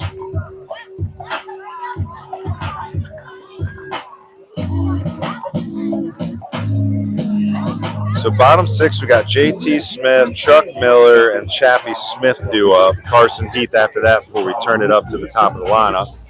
Again, the story tonight is only 3 hits for TC Robertson after coming out to an early 3-0 lead.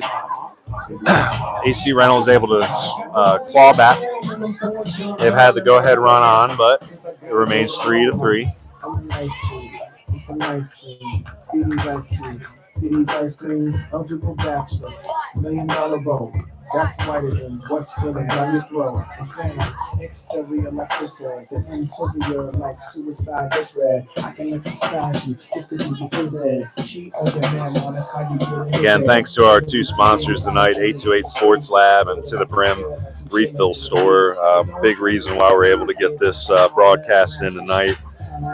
Again, 828 Sports Lab right here in Buncombe County, trying to build baseball players. Got travel teams 8U through 17U. And their facility, they're offering lessons and workout classes all week. And again, To the Brim Refill Store, just so innovative, reusing all those plastic containers. Again, I'm going to have to hop in there and just kind of see it firsthand.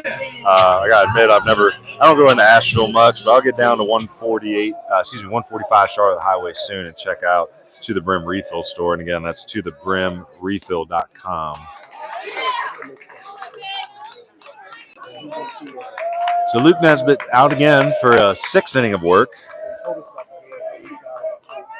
JT Smith is 0 for 1 with an RBI walk. He grounded out to shortstop his last time up.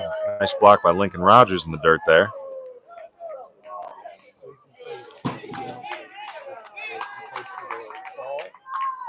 Again, JT Smith was the Camwood Bats player of the game last week, and the coverage we had at West Henderson, that broadcast didn't come out as clear as we had hoped. Danner back on it, throws it across, nice play. So 5-3 on the ground ball. Nice play by Danner. Had to back up and kind of choose the hop. That can be tough for a third baseman sometimes, but hit hard enough to get it across the diamond. So pinch hitter here for Truck Miller. Philippek in the hit. I believe Philippek's been in the game in left field, so they lose the DH. Miller out of the game. Philippek hitting for himself. Ball outside. So an interesting move, bringing in Philippek for the lefty on lefty. Truck Miller's line ends with an 0 for 2 with a K and a ground out to second. Strike 1 there to the freshman, 1-1 count.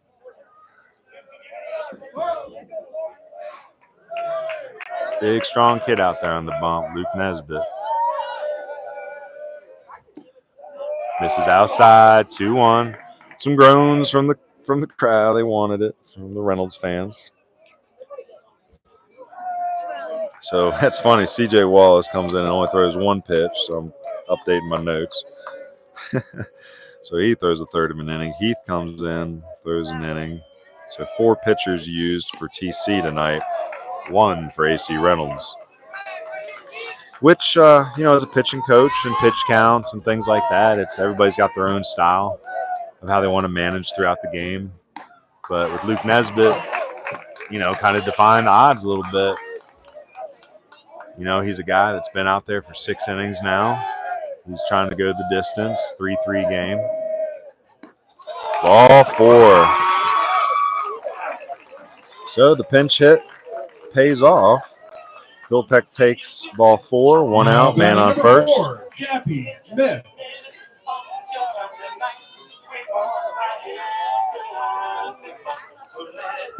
So a series of signs from Coach Philippek in the third baseman's box. Chappie Smith is 1 for 2 with a single. Glad to see Chappie swing it too, because when I evaluate him for the first time against West, all the walks and HBPs didn't even give him a chance to take the bat off of his shoulder. So Chappie Smith playing second base tonight. Philippek with the lead at first base. Sends a can of corn out in the right field, and right fielder's in. It's Dylan Davis out there. Makes the catch. Again, Davis being DH for tonight by Gardner. So FO at 9. 2 outs now, and that brings Carson Heath, 9-hole hitter, up. Heath has a single and a run scored, and also popped out to the catcher the last time up. Lincoln Rogers making a nice play back there. Probably have to holler at Lincoln Rogers next inning to actually give me a pop time.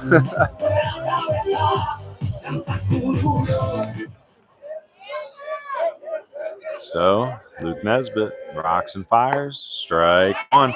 And I think that's the pitch right there that's been working for him most of the night. When I've been behind home plate, you can see the fastball tailing to the outside corner. 76 inside, wanted it. Probably the first body language of Luke Nesbitt this evening.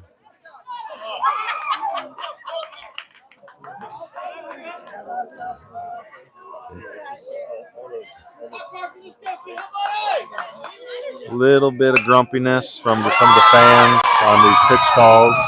That's a single up the middle. 75 on the gun, so I don't know.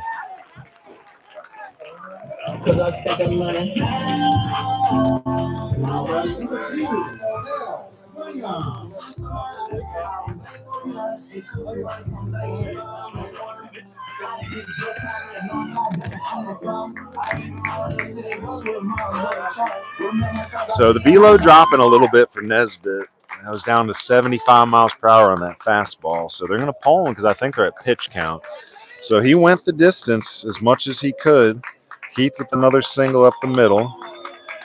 It's first and second with 2 outs. And they're going to bring in Bryson Mosman. And I like that move because you go from a big, tall lefty to the multiple slots of Bryson Mosman. So he's going to inherit 2 of Luke Nesbitt's runners. But good job by Nesbitt overall. He goes 5 2/3.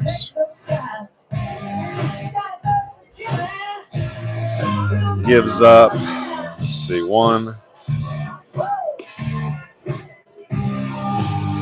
4 hits total. 3 runs, 2 earned.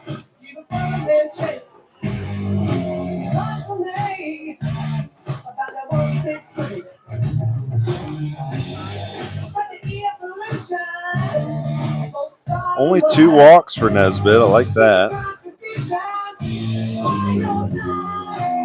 5 Ks. Hit a batter. So that's the line right now as it stands, but the 2 runners on base are Nesbitt's. So if Mosman can finish the inning, that'll be the line on Nesbitt. However, no easy task as we get to the top lineup and their 4th time through. So bottom 6, great ball game going on, 3-3. And TC Robertson's had a very good year so far. Only 1 loss on the season. That was to Cox Mill, who's a really good Charlotte area team. So I do my power rankings each week. I had a couple people reach out and like, oh, TC lost, you ain't going to drop them? I'm like, no, I'm not going to drop them. Cox Mill's a bunch of dogs. Like, more mountain teams probably need to get down the mountain a little bit, see some of that foothills, see some of that Mecklenburg area, just to be humbled and kind of get an idea of where we got to catch up.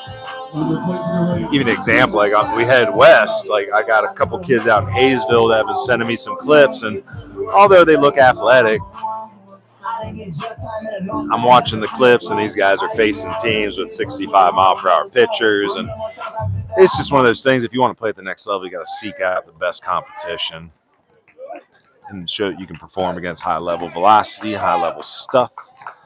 But that brings Swangam to the plate. Swangam's a very talented ball player. He's 0 for 2 tonight with a walk, 2 runs scored because he reached on air in the first, ground out to second his last time. Mosman gets ahead here, 0-1. Mosman was our Camwood Bats player of the game versus McDowell last Friday. He had 3 doubles, I believe 4 RBIs, and was the winning pitcher of that game, going the distance. So getting a little chilly now that the sunshine's gone, and that's classic mountain weather in March. We start getting these 60, low 70s days, but they remind you that it ain't quite plant season yet when it gets a little chillier.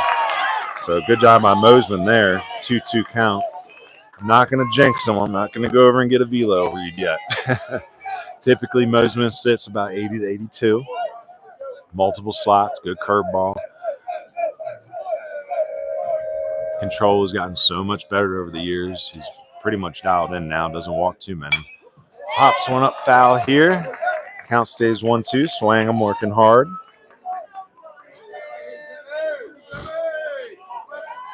Well, whatever Coach Stakar did at practice on Wednesday must be working out, because Reynolds just looks a little more confident, a little less intimidated, playing very good baseball, very clean baseball. The first batter of the game, Swangam hit the ball to third base. Danner made the error. That was the only error of the game, so good job by Reynolds cleaning it up. Actually, that's not true. I gave an E9 to the outfielder. They didn't register it on the scoreboard, but it was a single that bounced past him, allowing him to go to second. So good reads there. But, oh, Nesbitt, you need to get over to – you can't see it on here, but with that ball bouncing, runner's getting off. Nesbitt over at first didn't make a move to first quickly. Might have had a play there. So, again, that's something you infielders need to learn. Once the dirt hits the ball, it should just be automatic. Just sprint to the bag like something's on. Because it's the tendency when that ball hits the dirt for the runner to jump. But if it's a good block, a good clean block by the catcher, they can come right back up if that position player's sprinting to the bag to give him a throw. The heat is on a little bit, so Swangam draws the walk. That's going to load the bases here for TC Robertson. So Heath moves up to second, Philipek over to third, and that brings last year's playoff hero Micah Simpson, the Western Carolina commit. Mike is 0 for 3, has a fielder's choice RBI, stole a base.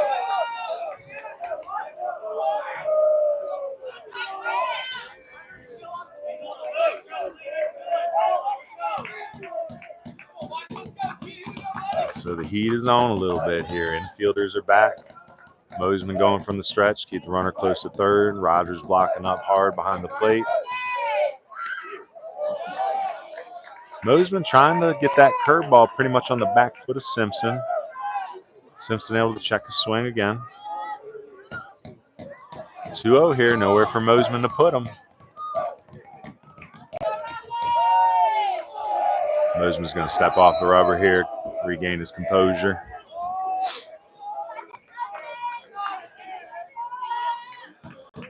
Again, we want to thank our AC Reynolds parents. A lot of them stepped up today to help this game happen. Specifically, one parent, when our hotspot wasn't working, went ahead and just threw her phone on and put the hotspot on, and we're linked into her. So we really appreciate the help from the parents. I'm not a tech wizard. I really need to find some sort of intern to come with me and supervise me, because Coach Cook can mess up some technology. I've gotten in fistfights with VCRs. Oh, my gosh. Big bounder by Simpson. One's going to score. Two's going to score. 2 RBI single on the big old Baltimore bounding single by Micah Simpson. So Philipek comes in to score. Heath comes in to score. And Swangam's going to head her to third base.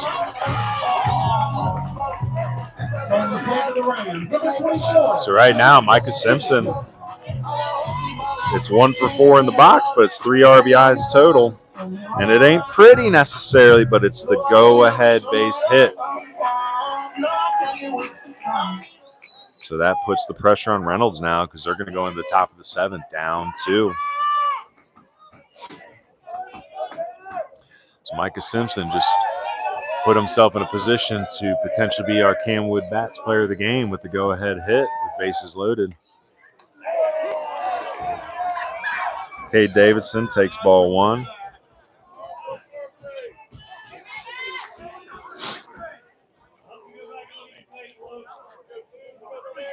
We got a pinch runner here. They're going to pull Simpson here. And again, I don't know what Simpson's. Is he able to throw? Simpson eligible to throw tonight?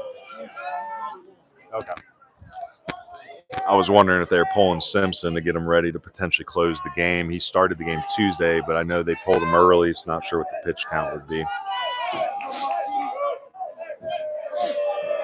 So Mosman biting, trying to, bite in, dig in here, just do his best he can to keep the score 5-3. Ball in the dirt. Again, the pinch runner at first. I believe that is golly, can't read it. 22. It's either TK Wright or Lorenzo Lyles over there. I can't tell if that's 22 or 23. It might be Lyles. It looks like he's got the cast on his hand. He might be hurt, but able to run. So big swing by Caden Davidson right there. So 2-1. 2-0 count, big swing, now 2-1.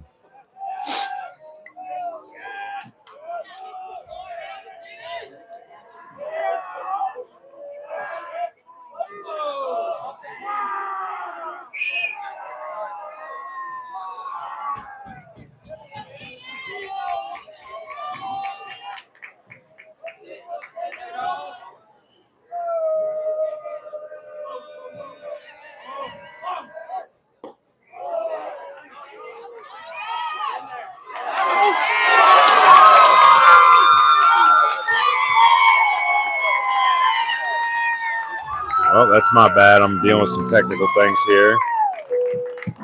But I was looking away there. What just happened? You feel about a second. Try to steal. Gotcha. So I was looking down, doing something, and Lincoln Rogers makes a good throw to second base on the steal, cutting down Lyles, I guess that was pinch running, so caught stealing. Ends the inning. We go into the top of the seventh now, 5-3. Reynolds has played a hell of a game. It's just unfortunate now. They got to claw back again if they want to try to win this ball game. Due up. We got 7, 8, 9. Hefner, Davis, and Rogers, and then back to the top. So some good candidates for Cam Wood Bats Player of the Game. Luke Nesbitt with a heck of a game, throwing what was that? 5 2/3. Technically, he's on the hook for those runs that scored. So let me adjust his box score. So 5 runs, 4 earned for Nesbitt.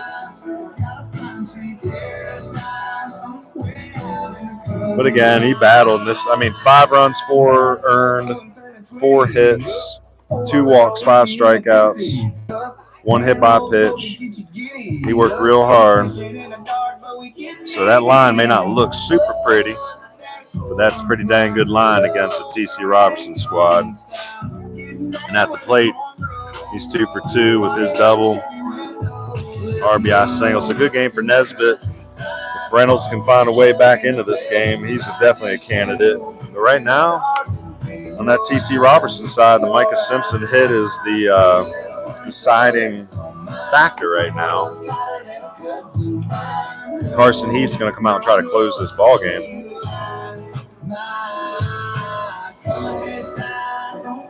Carson Heath's had himself a good game too. 2 singles, 2 runs scored. Coming in here, dialing in at the plate, or on the mound, I should say, trying to close this game out. Leading off, number 13.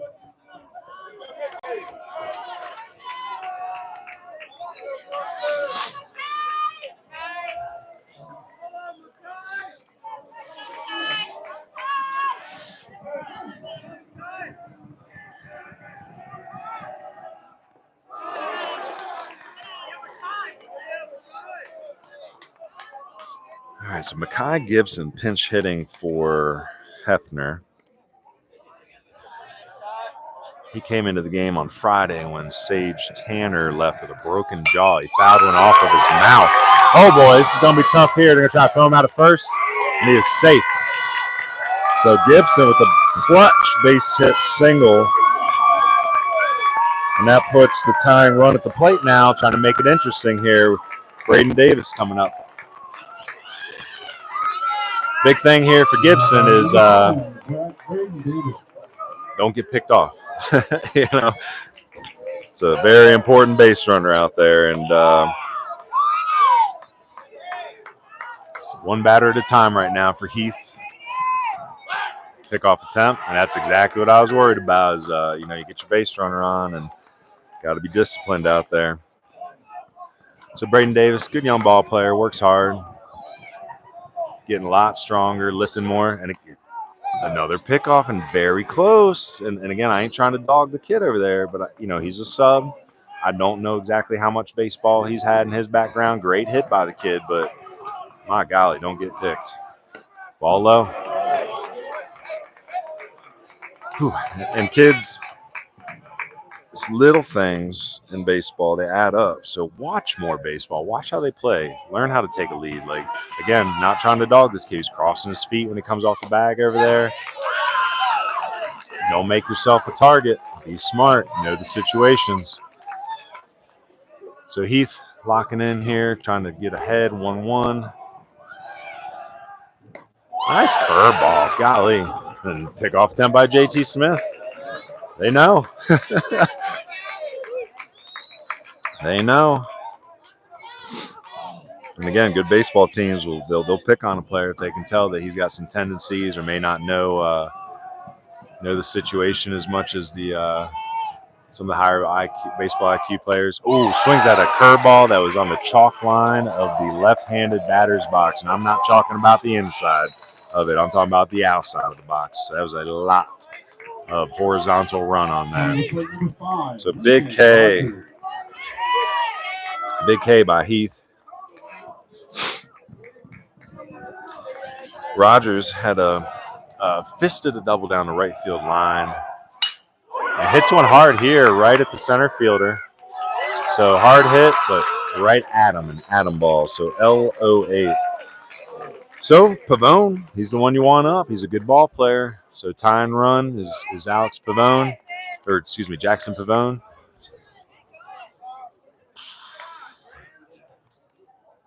Pitch and change, okay. Perhaps this is Micah Simpson, lefty on lefty. Again, I saw they pulled him after the 2 RBI base hit to go ahead. Perhaps they were getting him warm. Maybe no pitch and change. Maybe just talking strategy here, especially with Pavone being the tie and run. No, I guess there's a change here. Let's see who's coming in. So nice job by Carson Heath. He's responsible for the runner on first.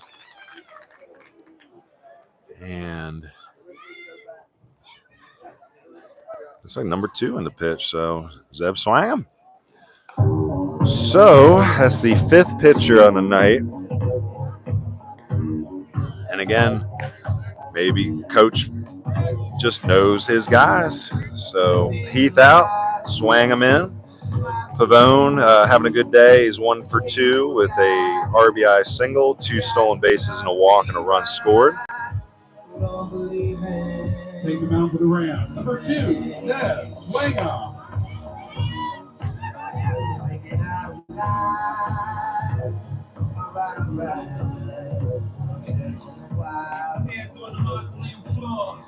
Shoo.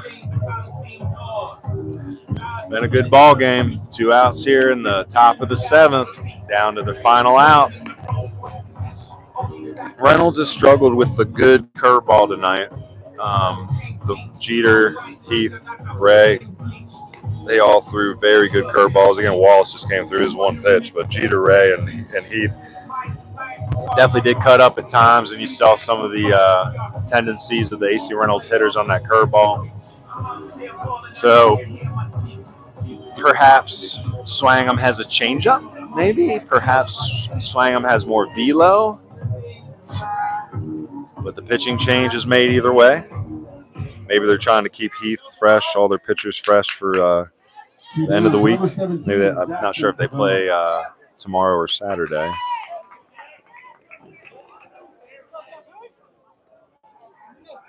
So big time here.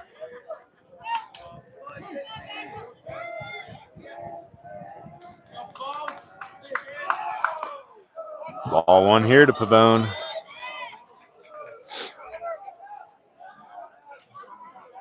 And Swangam is a good offensive player. First time watching him pitch. Pretty barrel-chested, strong-looking kid. Pickoff attempt. My golly, seems like TC Robertson is bound to try to end this game on picking off Gibson at first. So Pavone, again, I think is a definite college prospect. Plays the game well. Has played well tonight. Shoots one off down the left field line here. Foul. Into the darkness. 1-1 count here. Pavone, again, a good professional style hitter. Obviously none of these kids are pros, but you look at people who just take their hitting seriously. This is a kid that I think has a good approach, works on his game, stays behind the ball, shoots it all over the field. Good pitch there. Tailed outside. Could have been the change up there. Might have been fastball. My eye radar gun is just not as good as it used to be, and I'm sitting put for now, so I ain't walking over and getting radar gun reads. Ground ball second. Pretty routine, and that's the ball game. So AC Reynolds had a heck of a game, staying in it, but they lose 5-3. The pride has got to be returned a little bit, though, because it shows you, again, I don't know what happened Tuesday. Obviously, I wasn't there, but this game right here was pretty darn solid. This is one of the better games I've been able to see so far. Very happy with the performance. Not a flashy box score line from the TCR side, but being the winning team, I'm going to have to give the Camwood Bats player of the game to Micah Simpson. 3 RBIs, stolen base, 1 for 4. So, again, not the prettiest line. You had the RBI, fielder's choice in the second inning on the contact play where Heath scored on the contact play. Just went right on contact, ground ball to first, scored, gets the RBI, fielder's choice. And then the hard Baltimore chopping 2 RBI single. It's the game-winning hit. So congratulations, TC Robertson. They stay undefeated in conference. I think AC Reynolds needs to hold their heads very high.